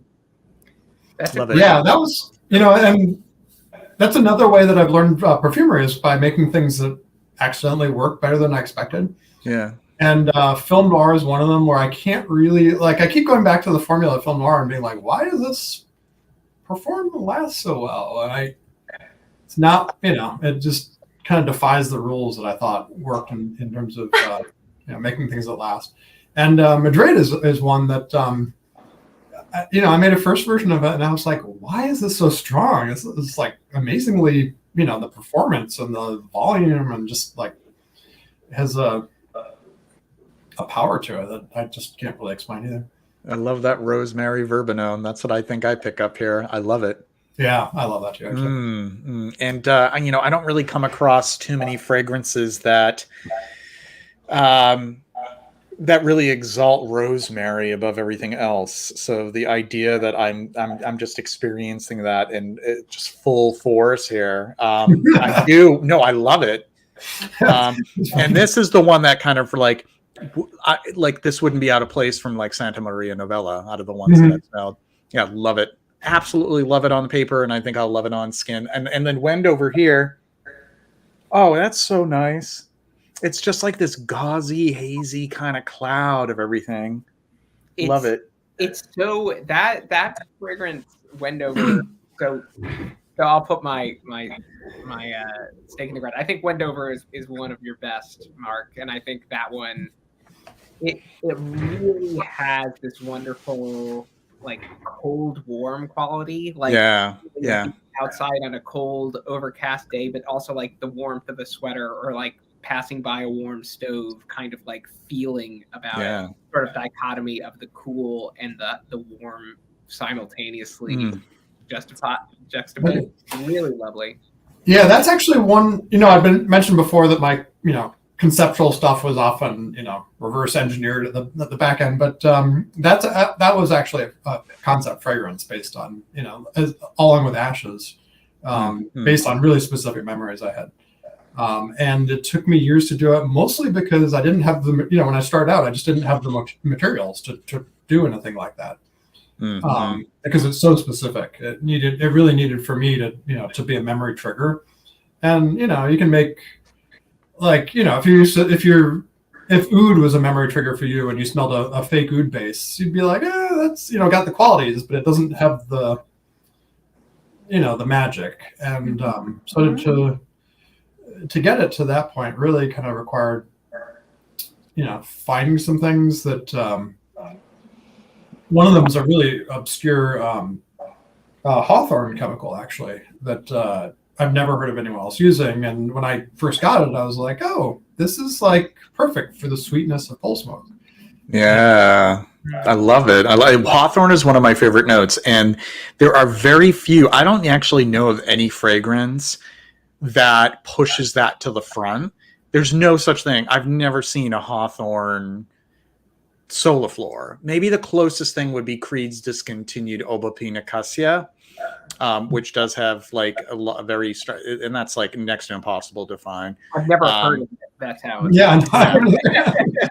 Obapina Cassia is like one of the most beautiful Creed fragrances, but it was long discontinued. It was like they never even sold it as like in an atomizer. It was only in like one of those like green jars. It was so great. So it had like Hawthorn, Mimosa, Cassie.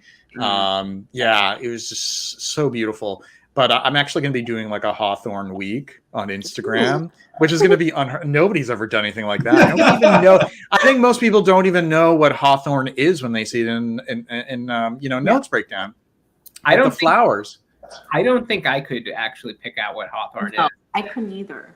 So there are specific species of hawthorn trees that have blossoms and they bloom late April through mid-May, at least here in New England. Specific species, not all hawthorn blossoms have a strong fragrance, but there are specific ones that do. And the main component that comprises of, and I'm sure, Mark could kind of piggyback here as well, is N-acetaldehyde is what really makes the bulk of what hawthorn smell the way it does. N-acetaldehyde, as opposed to anethol. So anisaldehyde is anisic, but it isn't anisic the way that anethol is. Anethol is what it's really makes anisic. more in the direction of like vanilla or. Yeah, it's kind of like a dirty vanilla. It's dirty vanilla, dirty anisic, kind of like almost like this weird pungency to it. Like if you put your nose to certain hawthorn blossoms, it's almost like, whoa, like this is like powerful, like overwhelming stuff. But the headspace when the trees are in bloom, it like on a warm spring day, it's like heavenly, especially like if you like there's this place called Arnold Arboretum. It's in Jamaica Plain, Mass, in Boston. And it was designed by Frederick Law Olmsted of, Central Park fame, beautiful park. And the hawthorn trees are planted not far from the lilacs, and they bloom around the same time. So you have the hawthorn, coming from this direction, and the lilacs coming from this direction, and it smells like the most like amazing perfume from nature. So I digress. I love hawthorn. And that's probably, why I really love Wendover, and I'm probably going to go full bottles. I'm detecting that scent. So one thing I want to ask you that occurred to me, because I was trying out again Wendover the other day, and one thing it reminds me of the feel of it. It's by no means structurally or note breakdown identical to it. But see if you get the echo of this, JJ. Dunhill 30. Yes. I'm not crazy, right? There's a little bit feeling about it, which is it's true. Dunhill Blend 30 is one of the best. It is god tier. Oh. JJ's gonna go. I'll take it. JJ's gonna go get it. I love it. I don't know how he finds anything. It's worth having at the ready, because Dunhill Blend 30 is one of the most beautiful things. So Dunhill Blend 30 is one of the most spellbinding perfume creations that I've ever smelled. And this was just like, a commercial fragrance from Dunhill from the late 70s. This is, I all but gave up trying to find like an atomizer version of it, because it's like rarer than hen's teeth now for some reason. But I have this lovely splash, and yeah, it is like a really beautiful, aromatic, slightly spicy, herbal. It's just like all these different things going on. And like almost like there's a part of it that kind of reminds me a little bit of like cherry blossoms a little bit. Like they do have a scent, but like they really do. If you go up to certain cherry blossoms, it's just so wild. And I think you're right. Ryan, I'm getting kind of that similar feel that in the dry down kind of reminds me of that.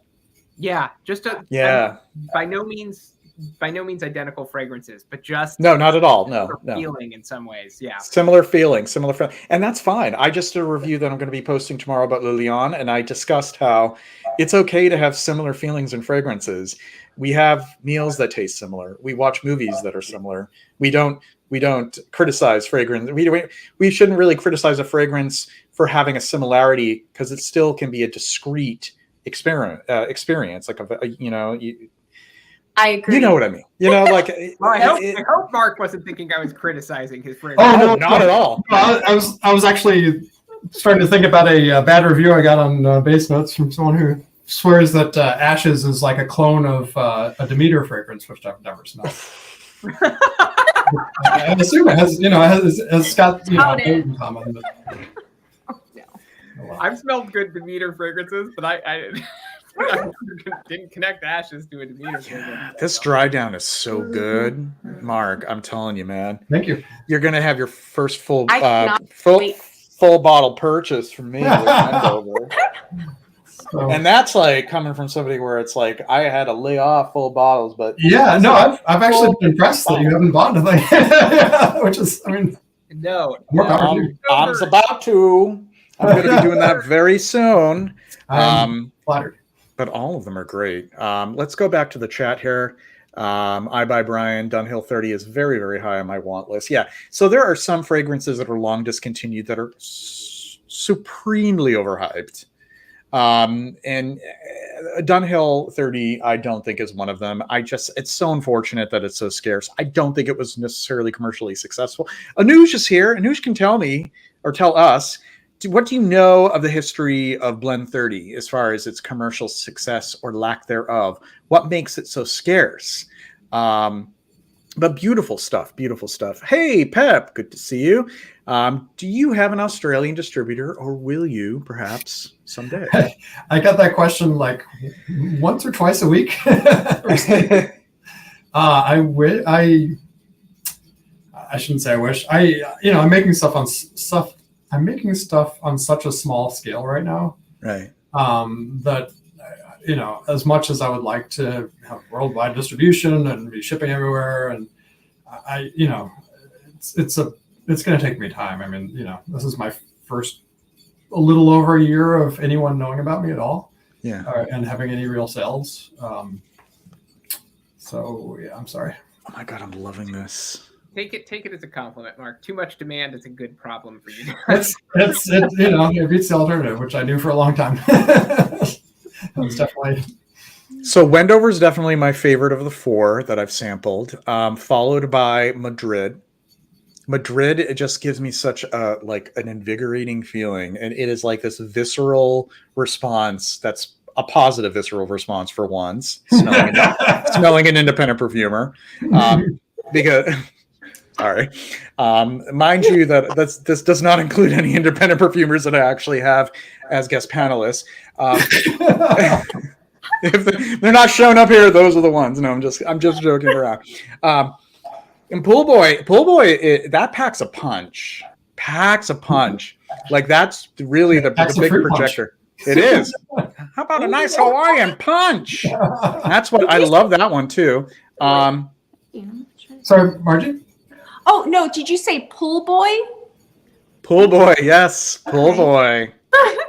I saw the name Pool Boy. I told Mark this when he sent me a sample of Pool Boy, and I tried it, and I was like, I didn't think I was going to like it, because I was like, I saw the name, and I was like, it's probably just going to be something that's kind of like beachy and aquatic, and it might be fine, and I'm not going to enjoy it. And then I sampled it, and I was like, this is a lot more interesting than I would have thought, because released by any other niche brand, it was just going to be like some suntan lotion, the aquatic thing. It's not just the joke. How'd you come up with that one? Can you talk about that one a little bit, or tell us a little bit about your conception for Pool Boy? What? Tell us a little bit about the conception behind it. Yeah, so that was actually one where the name and the concept came last, honestly. Yeah. It was originally called Paramore. It was originally much, much muskier.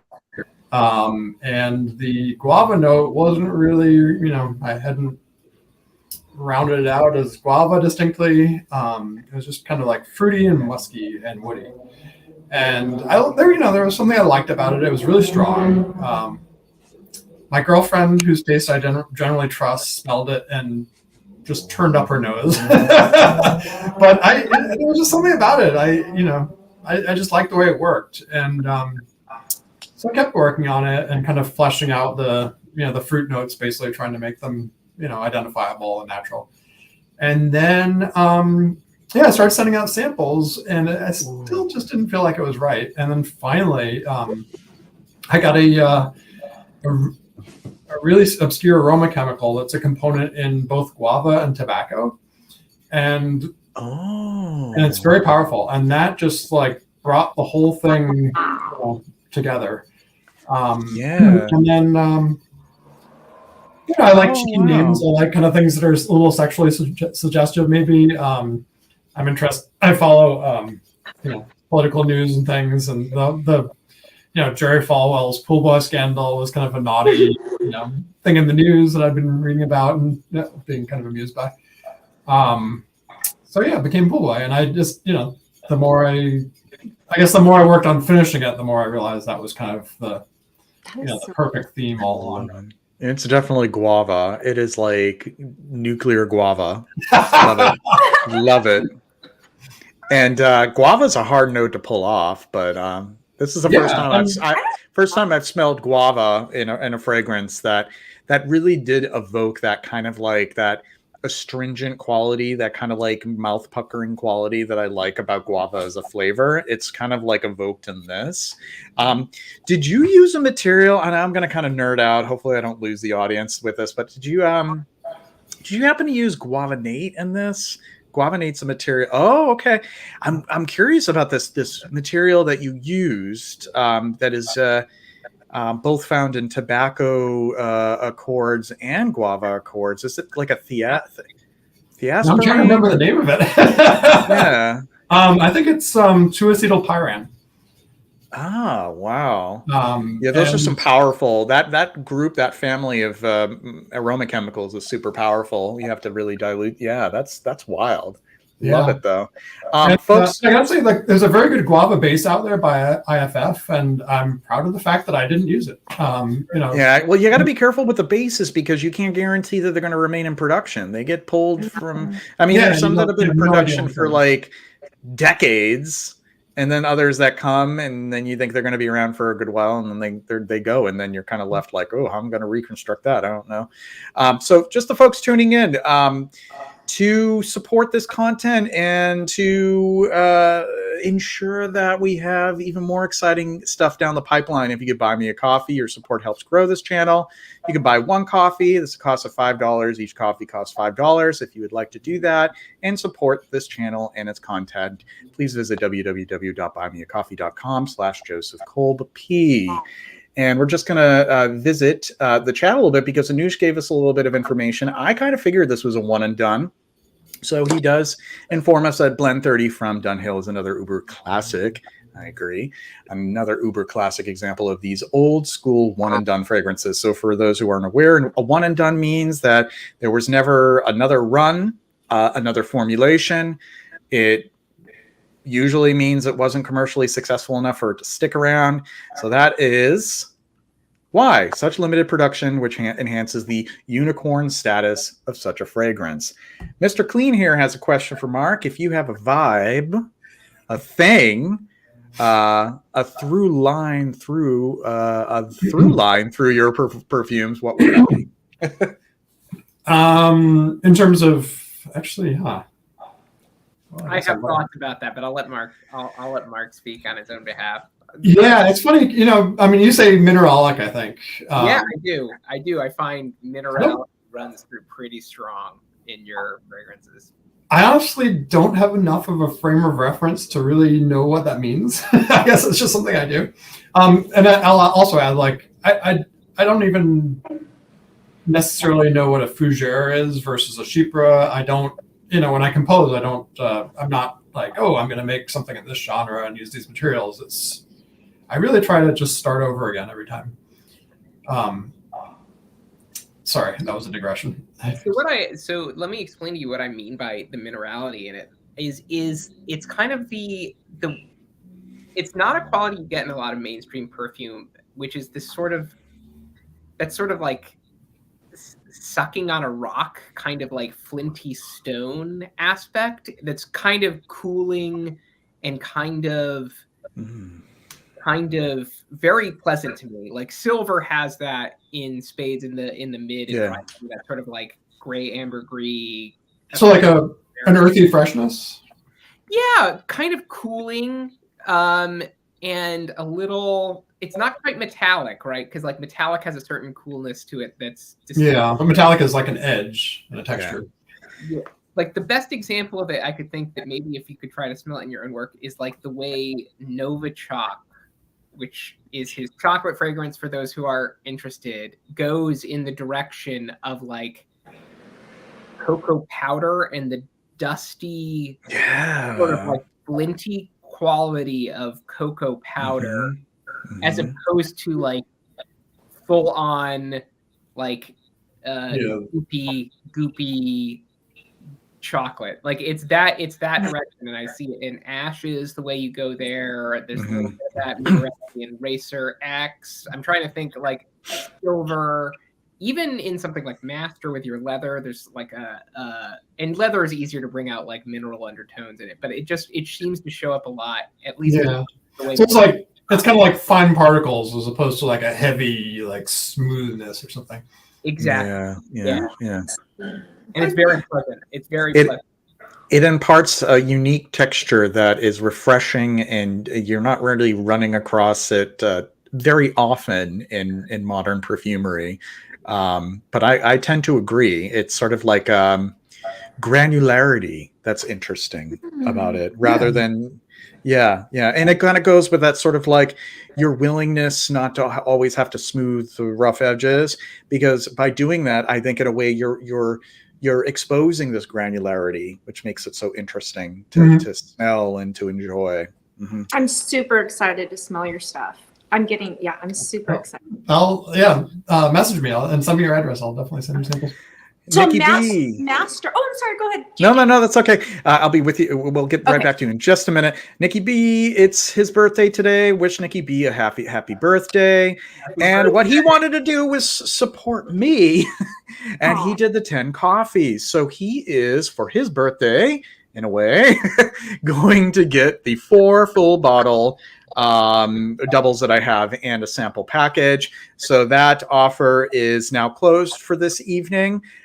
He has won the what would you call it? A grab bag, 4 bottle grab bag and sample pack. Thank you so much, Nikki, and a very happy birthday to you.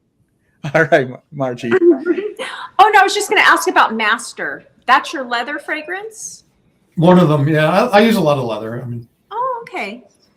In different forms, I think. They're not. I think if you smelled Enigma and Master and Cherto all, next to each other, you wouldn't really say that they were very similarly leathery, but nice. They're all leather. I love guava juice. I like guava in any form. They even have like Choward's. It's actually Choward's Violet. Choward's Violet are like violet flavored candies, kind of like Parma violets. But Choward's also has guava mints. What? Guava flavored. And I don't know about that. Yeah. And this is reminding me of the guava mints. Oh God, they're so good. Yeah. And there are chalkiness to it too, kind of like the violet mints. And I like kind of chalky candies. Go figure. I like Necco wafers and all that, like, old people stuff.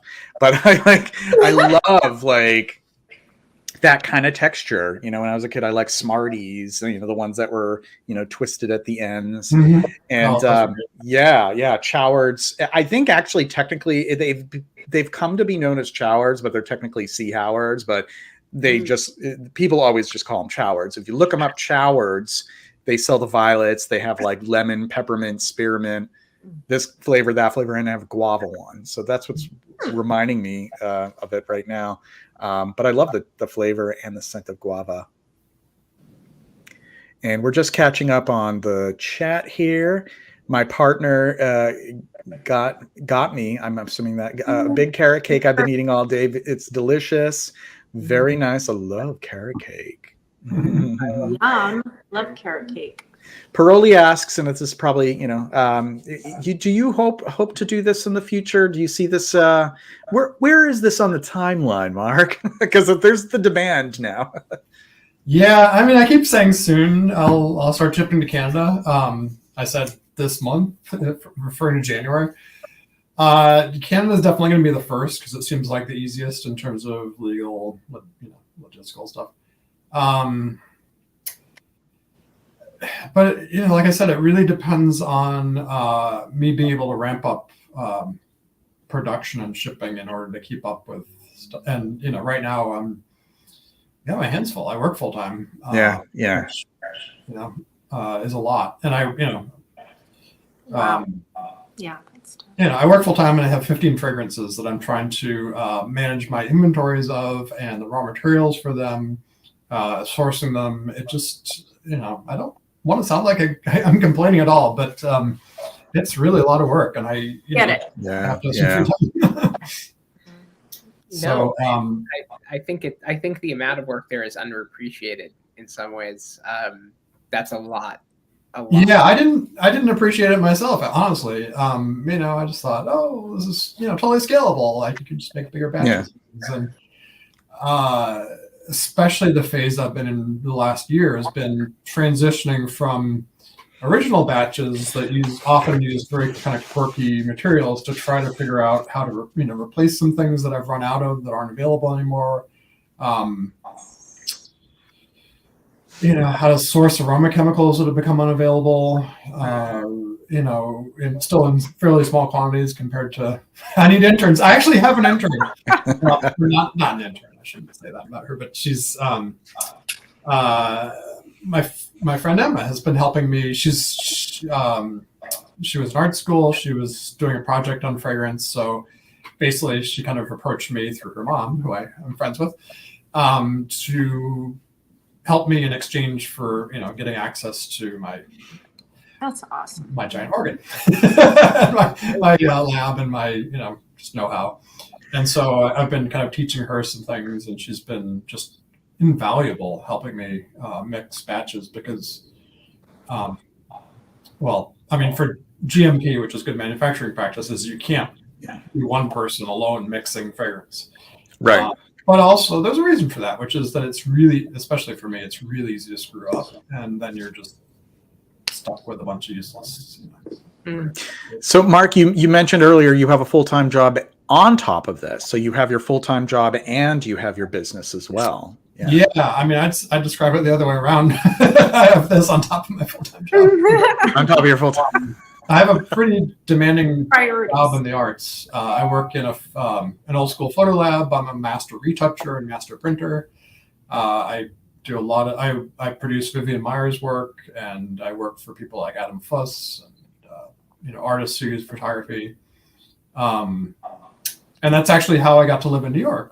I've worked there for over 25 years now. And in 2004, we moved the lab to New York because basically all our clients are here. Most of our clients are here. And it's, especially doing a retouching at a really high level, it's just intense focus work. You have to really, it's just, I come home from work, and to do another job on top of that is very difficult. I can imagine. But that shows your multifacetedness too. So you have your interest and your talent is far-reaching, and it covers different disciplines. And you're also one of many independent perfumers who have a full-time job, and they have their. It is. I think that some people. I remember when I was just starting, to do. I've put that on the back burner for an indefinite period of time with my asthma diagnosis. But I remember when I was really focusing on being a perfumer for a while. Is that your full-time job? And I'm like, what? No, not yet. Yeah, and especially if you live in an area where the cost of living is high, and I think people think about the price of indie fragrance and they're like, oh, why is it so high? It's the same, it's like materials can't be that expensive. If you know anything about it and see past the marketing hype, you realize that the raw materials are not what makes expensive fragrances expensive. Right. They're a fraction of the price, but you have to factor in all the labor and all the waste and all the labor again, and just also the labor in terms of dealing with understanding regulations, and then overhead. If you want to, if I was going to really scale up in New York City, I would need to get a commercial space, which is a lot of overhead every month. I would then need to do it full time and also pay for my own living expenses, health insurance, and my rent on my apartment, and there's a real a huge hurdle between being, someone who just mixes fragrances and, dabbles and sells a little bit here and there, and someone who does it as a serious, full-time occupation with all legitimate insurance and all that stuff. I'm still honestly just trying to figure out how to get there and not, get myself in trouble, and financial trouble or legal trouble or, regulatory. All the kinds of, all the things that can happen. It's there's a lot to consider. There's a ton to consider. You were just mentioning earlier about materials. I could swear to God in the process, though it's so costly because you're using so many materials just to compose. Way more just to compose than what actually ends up going into the final product, because so much trial and error. Yeah, and not just that, but like if you have 15 fragrances that are all different, and they're really, I try to make things that are very kind of self-contained. I don't have like a Guerlain that I'm putting in every fragrance. I definitely don't do that kind of thing. You don't have this DNA that is just thrown into and some of my fragrances are like 110 materials. Yeah, and some of those materials are custom bases that I've made that have 40 materials in them, or 20, or it's just it's a lot. I keep saying that, and I need to stop talking about how amazing this is and how difficult it is, but it's tough. It's really tough. That's why I really admire the ability for somebody to just keep on keeping at it, and then the resulting product it's just impressive stuff, and not everybody, it's not for everyone, but I feel like you've come into it naturally. So and I'm also glad that I took enough time before I became public to really kind of develop confidence and develop a line of things that are actually fully finished, and not just some sketch or some amateur thinking like, oh, I'm a genius, like this smells good for 5 minutes, or this is interesting, it doesn't smell good but it lasts forever and it's really strong. It's like to get to that level before going public, I think was a really good idea, especially for me, because I tend to be very invested in it. I'm sensitive to criticism. I welcome criticism, but also like it can be difficult to accept if you're not if you're not feeling like you understand why you're doing it yourself. Right. Oh, I thought, Ryan, you had something to say. Oh, I was just nodding along, but I think, first off, admire your tenacity, but I think what's also very apparent is that you haven't been releasing things to release things. These are very much expressions of your own kind of idiosyncratic explorations of these things, and I think that's one reason I've certainly connected with your work as seeing it that way. That's not always the case for many of us who do collect perfume. You kind of see the same idea like endlessly refracted like a hall of mirrors, like it's rose ouds and rose ouds like up the yin yang. Oh my god, how many ways can you slice a rose oud? Right. Oh my god. I know. And so it's like it's things like that. So it's it's been lovely to benefit from your hard labor. I'm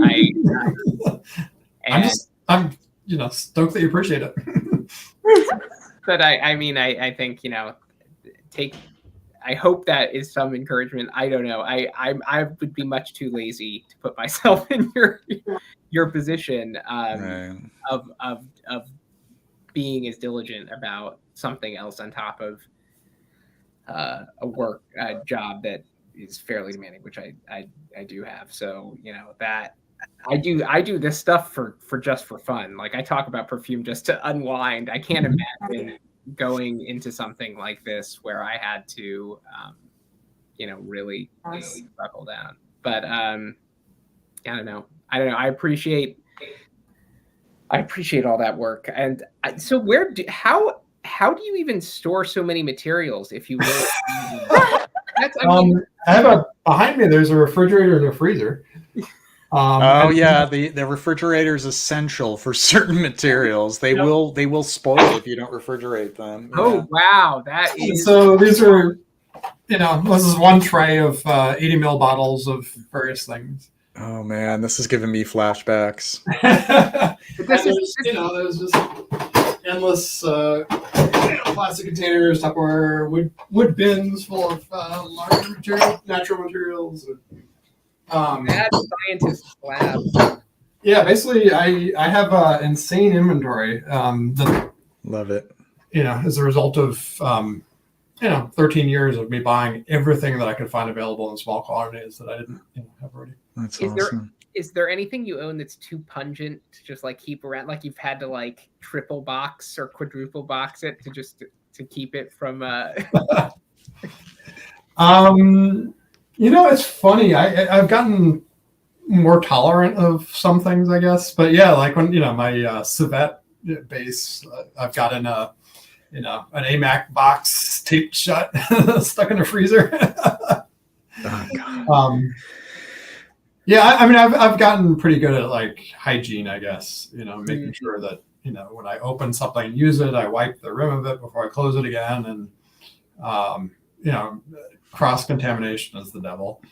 Oh yeah, that can happen, and then you end up messing things up for a certain material because the other materials can be so high impact and so strong that they end up like affecting the smell of other things if you don't quarantine them, if you don't like you said, put them in a box within a box within a box. I'm trying to think of most perfumers, if they're commercial perfumers, they're not always putting together their own oud bases or their own oud accords. They're using oud bases, but oh my God, if you try to put together certain oud bases with, rather than just using like an agarwood oil, like the materials that are used, like the base materials, like are so noxious. 3-octanoic acid. It smells like goats. And then there's another one that just smells like burnt electronics times like a million. And I'm just looking at my old spreadsheet to see if I can find it.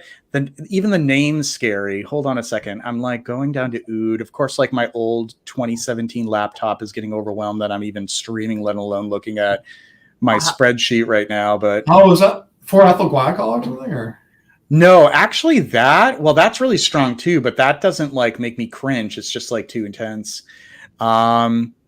Oh God. Oh, I don't even see it here. It's just like it's just horrific. People don't even need to know what the name of it is, but I literally had to put it.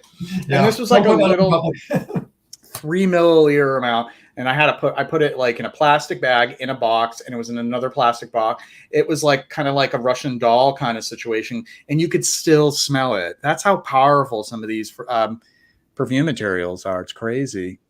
So Mr. Clean wants to know, why is your lab clandestine and where did the name come from? Can you tell us a little bit about how did you come up with that name? So I came up with it in 2012 or 2013. And I got the website in, I think, 2014, which I've been sitting on ever since. And basically I think it was from, reading about business actually, and creating a business plan and yada yada. And one of the things, one of the basics in starting a business is, what is your unique sales proposition? And and I kind of, especially at the time, I had and thankfully people have helped me define that since then by telling me what I'm doing. But at the time I just had no idea like what makes me unique, other than the fact that I at the time didn't know what I was doing. And I realized like, well, it's that I'm totally unknown and an outsider, I guess. And so I started playing around with that idea of, like how to brand something to turn my, essentially disadvantage into a branding opportunity or advantage. Right. And, when I thought of that, I don't know how exactly the name came to me. I think it was actually partly from watching Breaking Bad. Oh yeah, I did with Heidegger or Heisenberg, sorry. And yeah, like I for my job in the photo lab, I make toners and chemical formulas. That's actually part of what made me think that I would possibly be good at perfumery in the first place. Was I have a background in chemistry, and I just started joking with the people that I was training about how obsessed I was about contamination and keeping things clean, and I was trying to make a joke out of it for these 20-something slackers who had no freaking clue what they were doing and were really like just hapless with really potentially dangerous chemicals, not what's used in perfumery, but in in photography, there's a lot of materials that use like thiourea as a component of toners, which will, if you eat some of that, it'll take out your kidneys and your pituitary gland, and your thyroid, and, it's just nasty, all sorts of nasty stuff. So it was kind of partly a joke about Breaking Bad and being unknown and trying to find something that would be fun way of presenting myself as an unknown, I guess. And also thinking about excuse me, fragrance branding in general. Like, if you hear any French perfumer talk, they'll say something like, and then we added something which is a bit naughty, and it's always supposed to be kind of naughty and forbidden. There's like, fragrances called l'interdit, and everything's supposed to be forbidden. And so I was like, what's more forbidden than something that's straight up illegal? All right. So, that's kind of how I guess came up with it. And then I started bouncing it off people. My mom was horrified. And people who were one of my audience were like, "Oh, that's cool. That's like, that sounds edgy." I love it. I love the name. I love it. And then and actually, when I discovered that the domain name no one had squatted on it, even it was clandestinelaboratories.com, and I was like, that just proves it. Like, that's awesome. People thought it was such a an out there scary sounding forbidden name that no one would ever name a business that. So, and so it came to be that this is the website for Mark. I'm sharing that in the chat. Check it out. www.clandestinelaboratories.com. So in our last half hour here, we're going to just take it more free form. And we're just gonna, shoot the breeze about, fragrance stuff that's in our lives. The way that perfumes have touched us in recent days, in many different ways. So I think I'd like to start. Margie probably has a couple of things that have been. I do. Just a couple. Where shall I start? It's time for show and tell. We always do the show and tell for the last half hour. Okay, because I didn't know exactly what we were talking about, but I grabbed a bunch of stuff that I've been loving, new stuff. So this is a new pickup for me, care of Anuj Patel, the great Anuj. I finally went for Ooh la la of opium. Oh my god, beautiful. I had no idea. He sent me a decant of vintage opium, and so I had the modern day opium, and I got this one because I'm like, what? Here's the thing. I will try the modern day instead of like going for the vintage if I can. I try to at least see if it's okay, but this just doesn't compare. This is an okay perfume. This is an okay perfume, but it's nothing. This is just on another level. And I don't own a lot of vintages, but this one I splurged for, and it is, I don't even know how to describe it. It's just the most beautiful oriental, but it's still a very soft, like round floral, and it's easy for me to wear. It's a vintage that's easy for me to wear because, I've had some that are a little too animalic or, just kind of old smelling. But this one, no, this is absolutely gorgeous. So that's my new pickup. Timeless quality to it. And yes, sadly, opium has been watered down a great deal. It's been dampened. Yeah.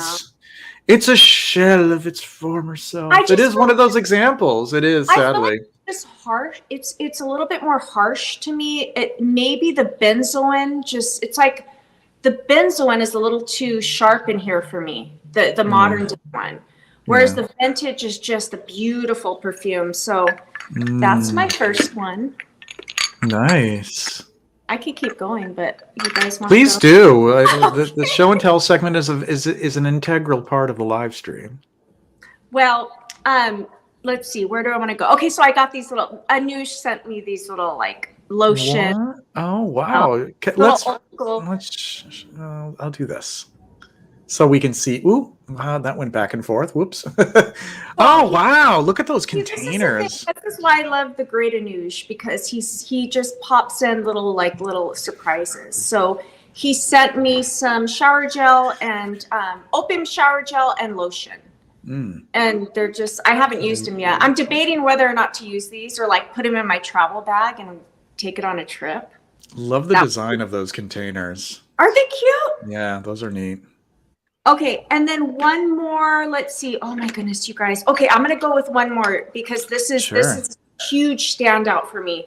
So I had a fragrance friend send me a decant of Estee Lauder Private Collection. Ooh. She sent me a little decant of this, and I mean, right away when I smelled this, JJ, do you have this one? He's getting his. I can hear him. I'm getting that. I can hear him. Oh my gosh. So yeah, this is a vintage Estee Lauder Private Collection. You know what? Here's how I would describe this. It's like it's vintage, but it still has the like commercial kind of like feel to it where it's not old smelling. It's like a beautifully like it's I don't know, what would you say? It's just like it's a bunch of florals. This one is, but oh my god. And it's vintagey, but it's not. God, it's so good. So you guys, I went ahead and went online and bought one. So there you have it. Did you end up buying a box? That's it. That's Did it. you get? But you got the original private collection, not the Oda private collection, which is okay. This is another one of those examples. Oh, Ryan's gonna chuckle at this one. Like you have to get the. No, but this is another example. I don't know what it is about them. Yeah, that's the one I got. It sounds like we're talking about a lot of shadow of their former selves fragrances. Unfortunately, there are some cases where it is true. To be fair, I don't know louder at all, but the going theme around opium is that opium, both for men and the women's version, are shadows of their former. They are.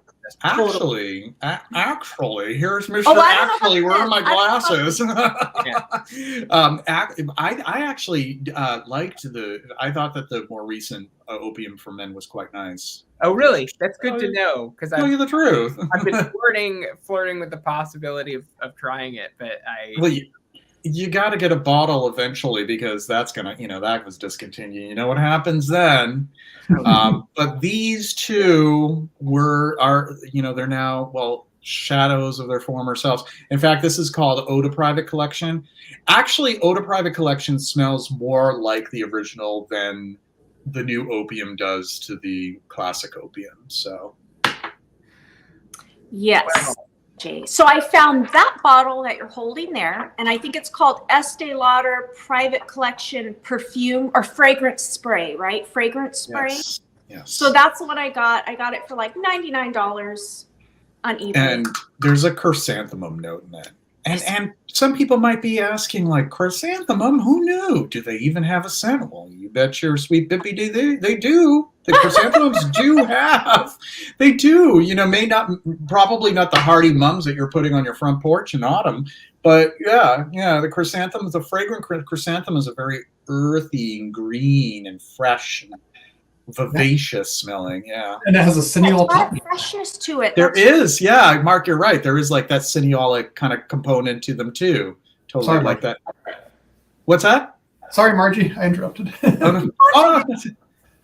I get excited. But yeah, that's it. You kind of have to shout your way through sometimes when there's 4 people talking. With a little bit of lag. Oh, JJ, tell them about vintage Azure. Well, what do I have behind here? I'm going to surprise you.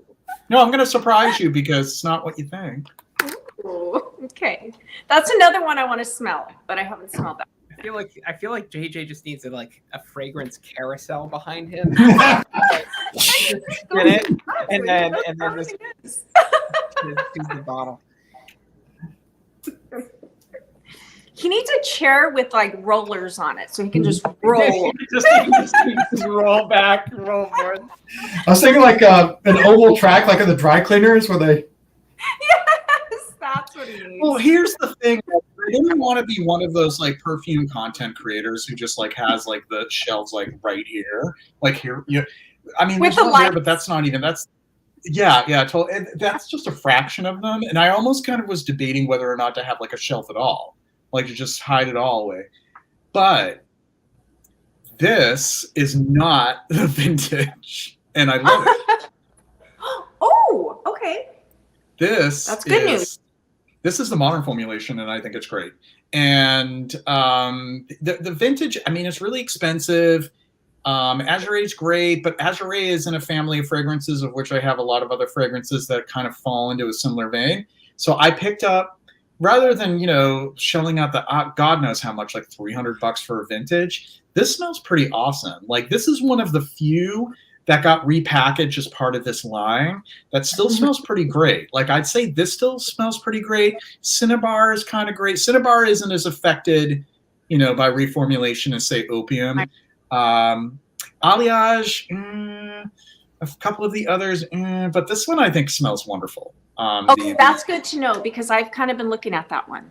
And this is sort of like a more like floral, sort of brighter, sunnier kind of like IBQ green chypre. So you're not going to get that brightness in one of the vintages anyways, unless you can guarantee that, the bottle was, locked up in a Fort Knox kind of situation. So, yeah, that's what I have to say about vintage Azure. All right. I'll do a little bit of show and tell. I guess I've been trying to not buy a lot of perfume this month, but a few things. Sure. So one thing I did grab was one of the older bottles of L'Artisan Oud, which I think is just fantastic.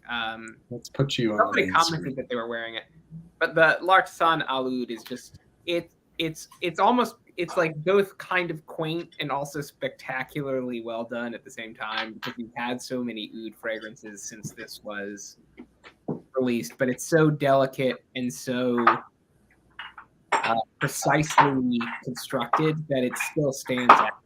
It was it came out,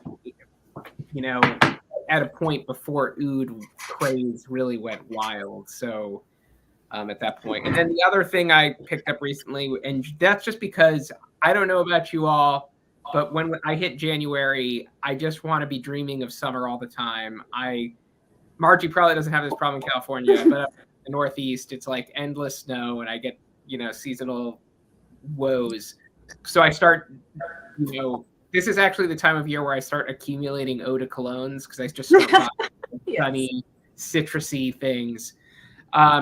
And so one of the ones that I've been wearing a lot, because I got in a swap, was an older bottle of Acqua di Parma Colonia, which I don't want to add to like the shadow of their former selves mantra theme that we're going on this evening, but Acqua di Parma Colonia did get reformulated in the 2010s and isn't quite what it was.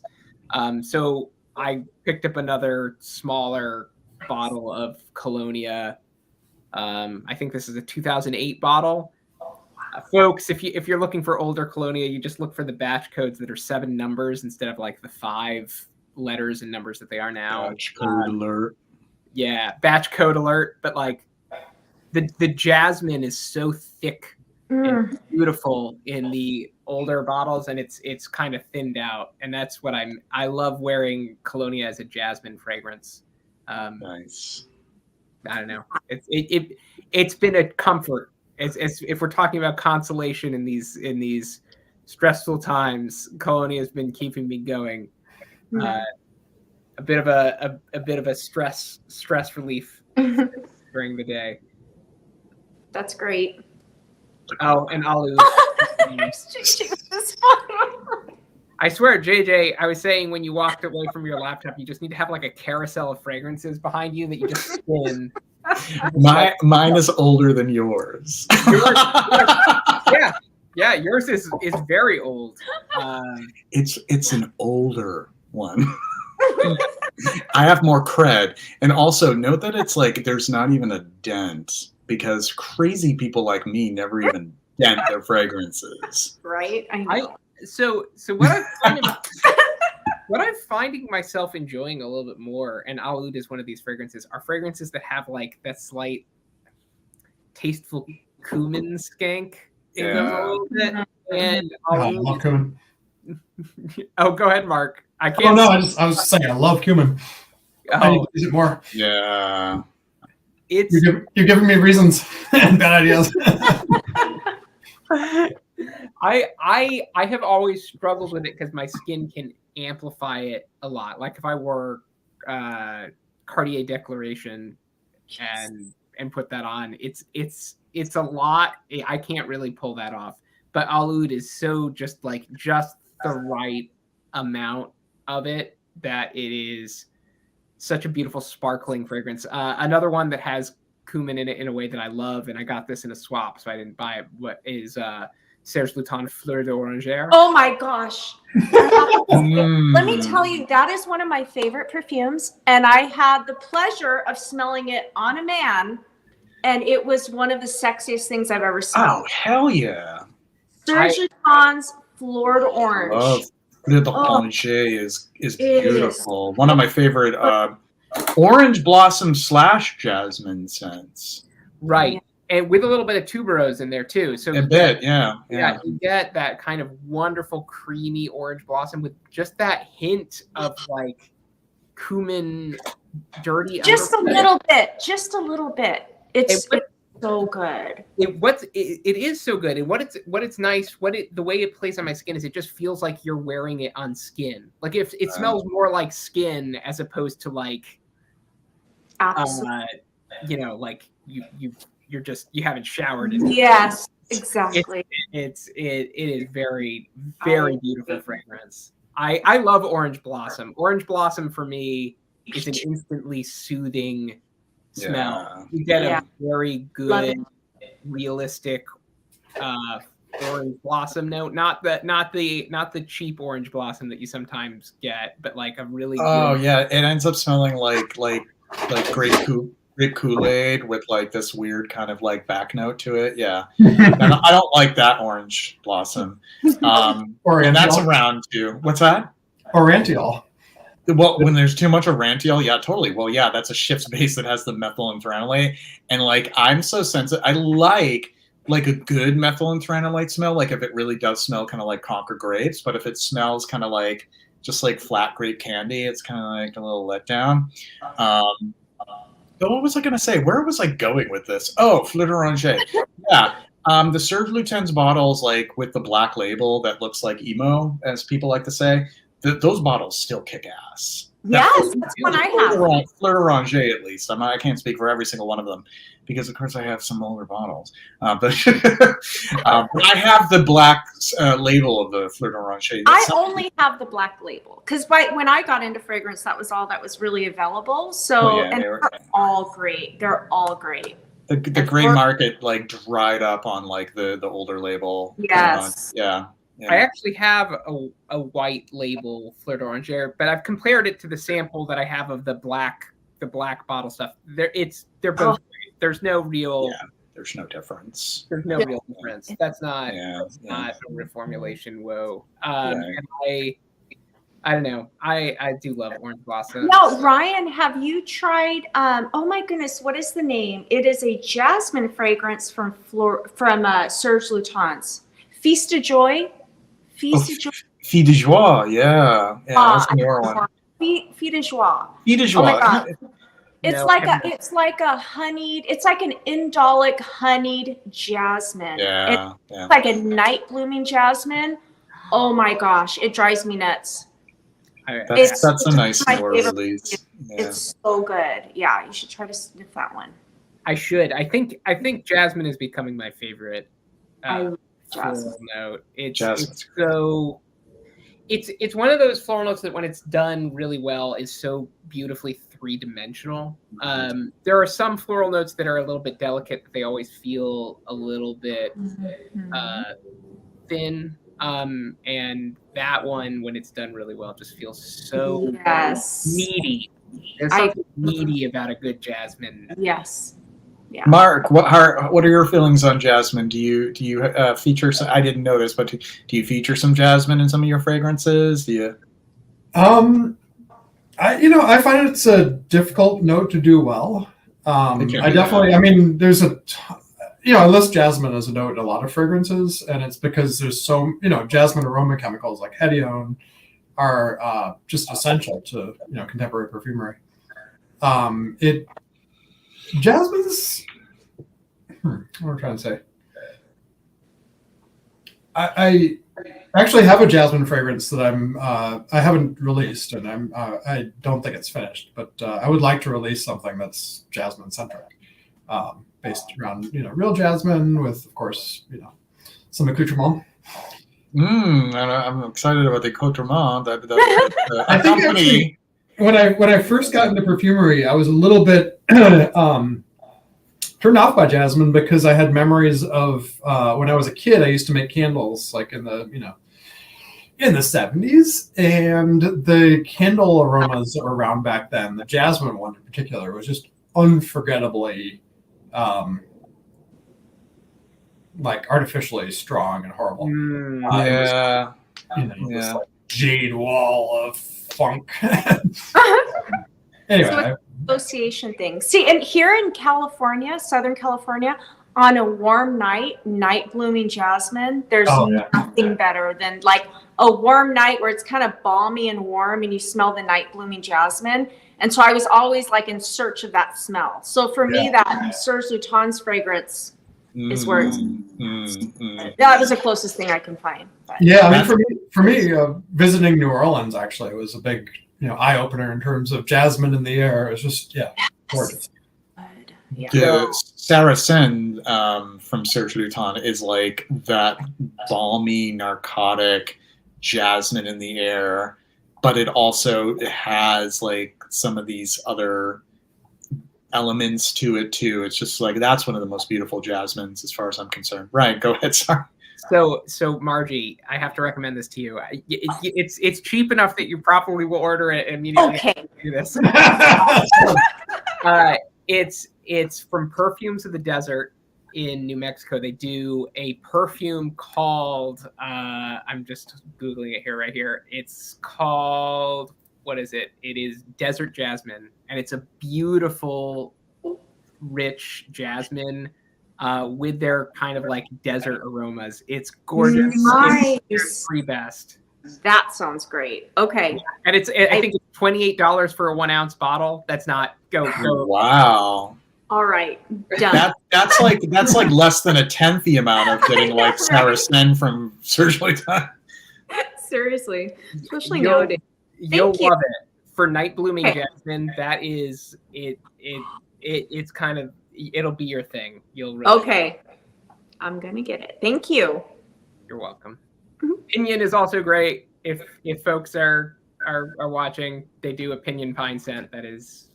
Ooh, so this is Perfumes of the Desert, right? Right.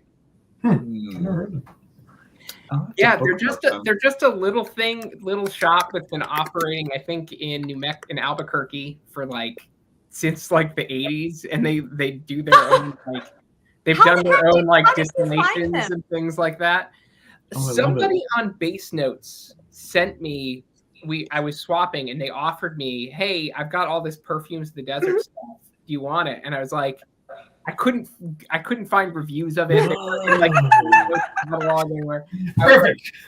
I mean, oh my god, I love it. It's like they use like Nemat bottles. Like it's so like mom and pop. I love it. Like they use the bottles that I used to use when I was like first starting.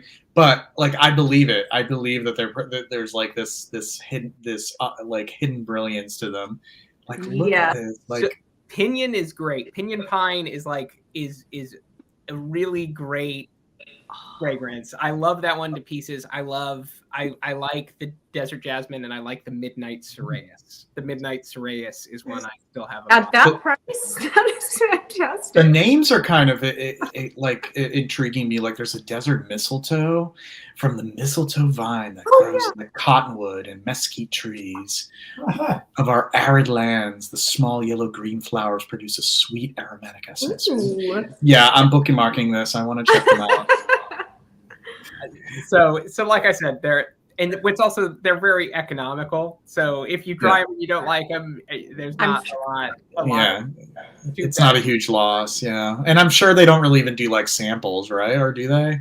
They do very small. So you could do that. You could do like one blind buy, and that will only set you back like $20. and then like you can ask for like throw in a few samples, and it's still like far less than a lot of other perfumery. Totally. How about this? The only one I'll fully stake my reputation on as like as a tastemaker is Pinion. Pinion is really good. Really? Okay. The others are just kind of like lovely desert themed soliflors. But look it's called Desert Jasmine and it's $20. So I'm gonna I put the website in the chat for everybody to peruse. Love it. Mark, I know that you're more the on the other end creating perfumes, but are there some things recently, like even if they're samples, that have kind of intrigued you? I guess it is, because he has just stepped out of his chair to retrieve something. Well, this is thanks to Derek, actually. I bought Tay Brun. I don't remember the brand, but it's one of Pierre Bourdon's. Yeah, Jean-Claude Brousseau is the brand. Yeah, that's a great one. That great one. Yeah, so I got it. I smelled it initially, and I was like, not my style. Just. And then I went back to it a while later with just no expectations, and I was like, oh, okay, this is actually really nice. And I think Bourdon has a characteristic smoothness in his compositions, the ones that I've smelled that's impressive. I love that one. That's actually one of my favorite tea scents. Hold on just a second. Talk amongst yourselves. Just gonna go. Yeah, I mean, tea's hard. Tea's difficult to do. I don't know if he was using a base in this or what. But which fragrance are we talking about? Sorry. Tay Brun. Oh yeah, Tay Brun. Yeah, that's a very interesting, unusual thing. Jean-Claude. He recommended it. It was like $30, and I'm like, I'll try it. Yeah, both the Scented Devil also really likes Tay Brun, because that one is just so weird to me. It's just like a very odd mishmash of ideas that you wouldn't encounter. Right. But it somehow coalesces into something really nice. A nice wear. So funny that you mentioned Jean-Charles Brousseau, because this is a recent discovery of mine, and this is also from Jean-Charles Brousseau. And I don't know if you really call this like a flanker of the original Ample Rose, which is a classic from the early 80s, which I find like a little too feminine for me to warrant having a full bottle of it. Like, not that like I would ever go through any full bottle, so why does it even matter? But Fleur d'Ombre is much more unisex. It was part of not Fleur. This isn't Fleur d'Ombre. This is part of the Fleur d'Ombre series. Let me blow myself up here, figuratively speaking, of course. I love that typeface. Yeah, I love that typeface. Fleur d'Ombre. Look at that. D'ombre. So Fleur d'Ombre, the shadowy floral flowers. Violet mauve. I think that's how. I don't have my French speakers to help me out with some pronunciation that I'm a little rusty on. But this is also from Jean-Charles Brousseau, and it's a beautiful, pretty bottle, right? Look at that. This is a wonderful violet scent. It's kind of like a watery, springtime after a rain kind of violet, and it does have like a notable mint note, but the mint sort of melds with the violet to just create this like really fresh, floral, violet sort of feel to it. It's just beautiful, and I think you could still pick up bottles like this for like $40. So Margie, I don't know if you're here. Well, it seems you stepped away, but maybe you're still hearing us. If you're a violet fan and you want a violet fragrance, it's not gonna, set you back too much. I love it. I need to do a review of this pretty soon. I was actually thinking of doing a violet fragrances video pretty soon. So from Jean-Claude. So yeah. Oh, yeah. It's so cool. It's like, and then almost like a cucumbery facet, but not like a gross kind of like hackneyed, beachy aquatic kind of cucumber. Like the wateriness that comes from a cucumber, because there's actually, like, Mark can attest to this, is a little bit of an adjacency between like violet and cucumber almost. Oh, it's huge. Yeah, there's chemicals in common between them. Yeah. But that's a lovely one. Also from Jean-Claude, so Violettement. Did you have anything else to share with us, Mark, that you had the table? I just pulled this off my shelf. It's one of nice. the Nice. Let's Halston 112. Yeah. Oh, Halston.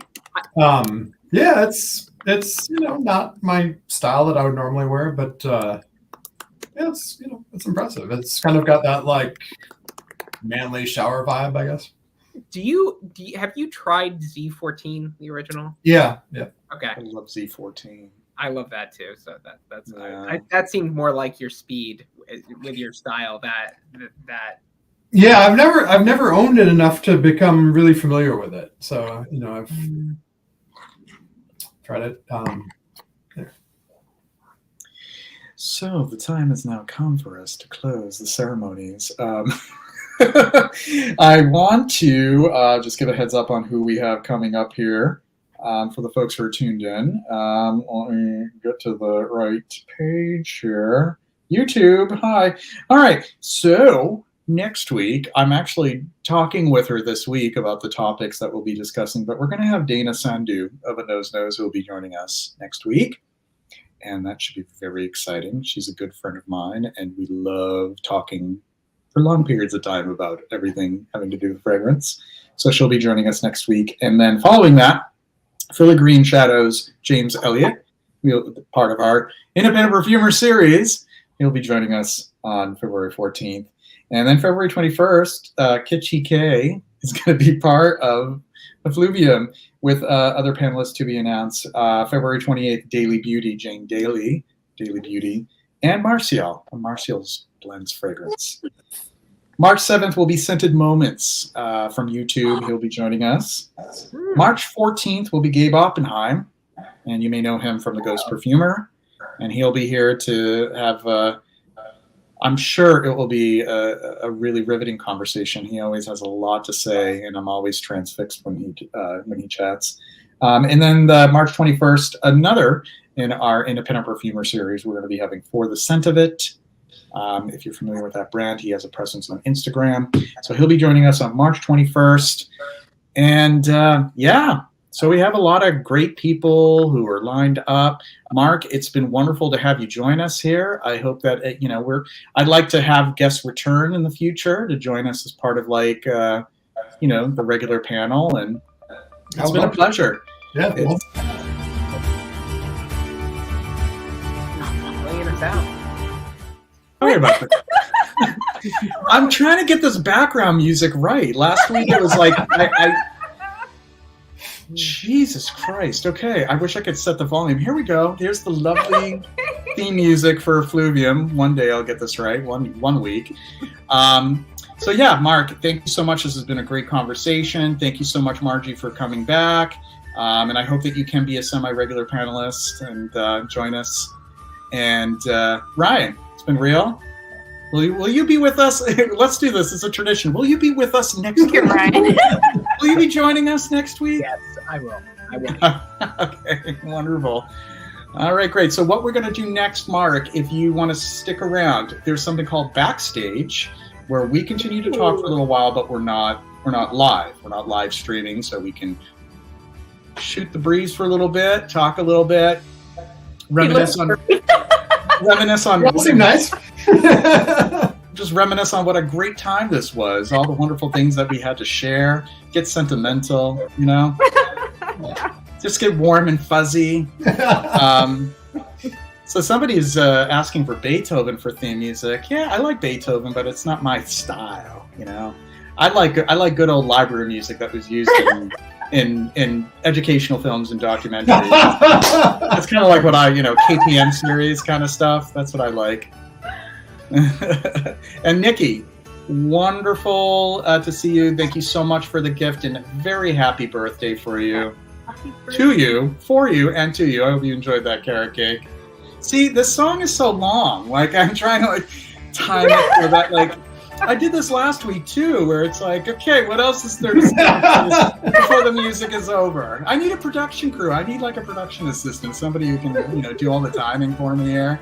But yeah, once again, buy me a coffee to help support the channel and the live stream. And take care. Everybody have a great evening, morning, afternoon, depending on where you are. Bye-bye for now. And we are ending.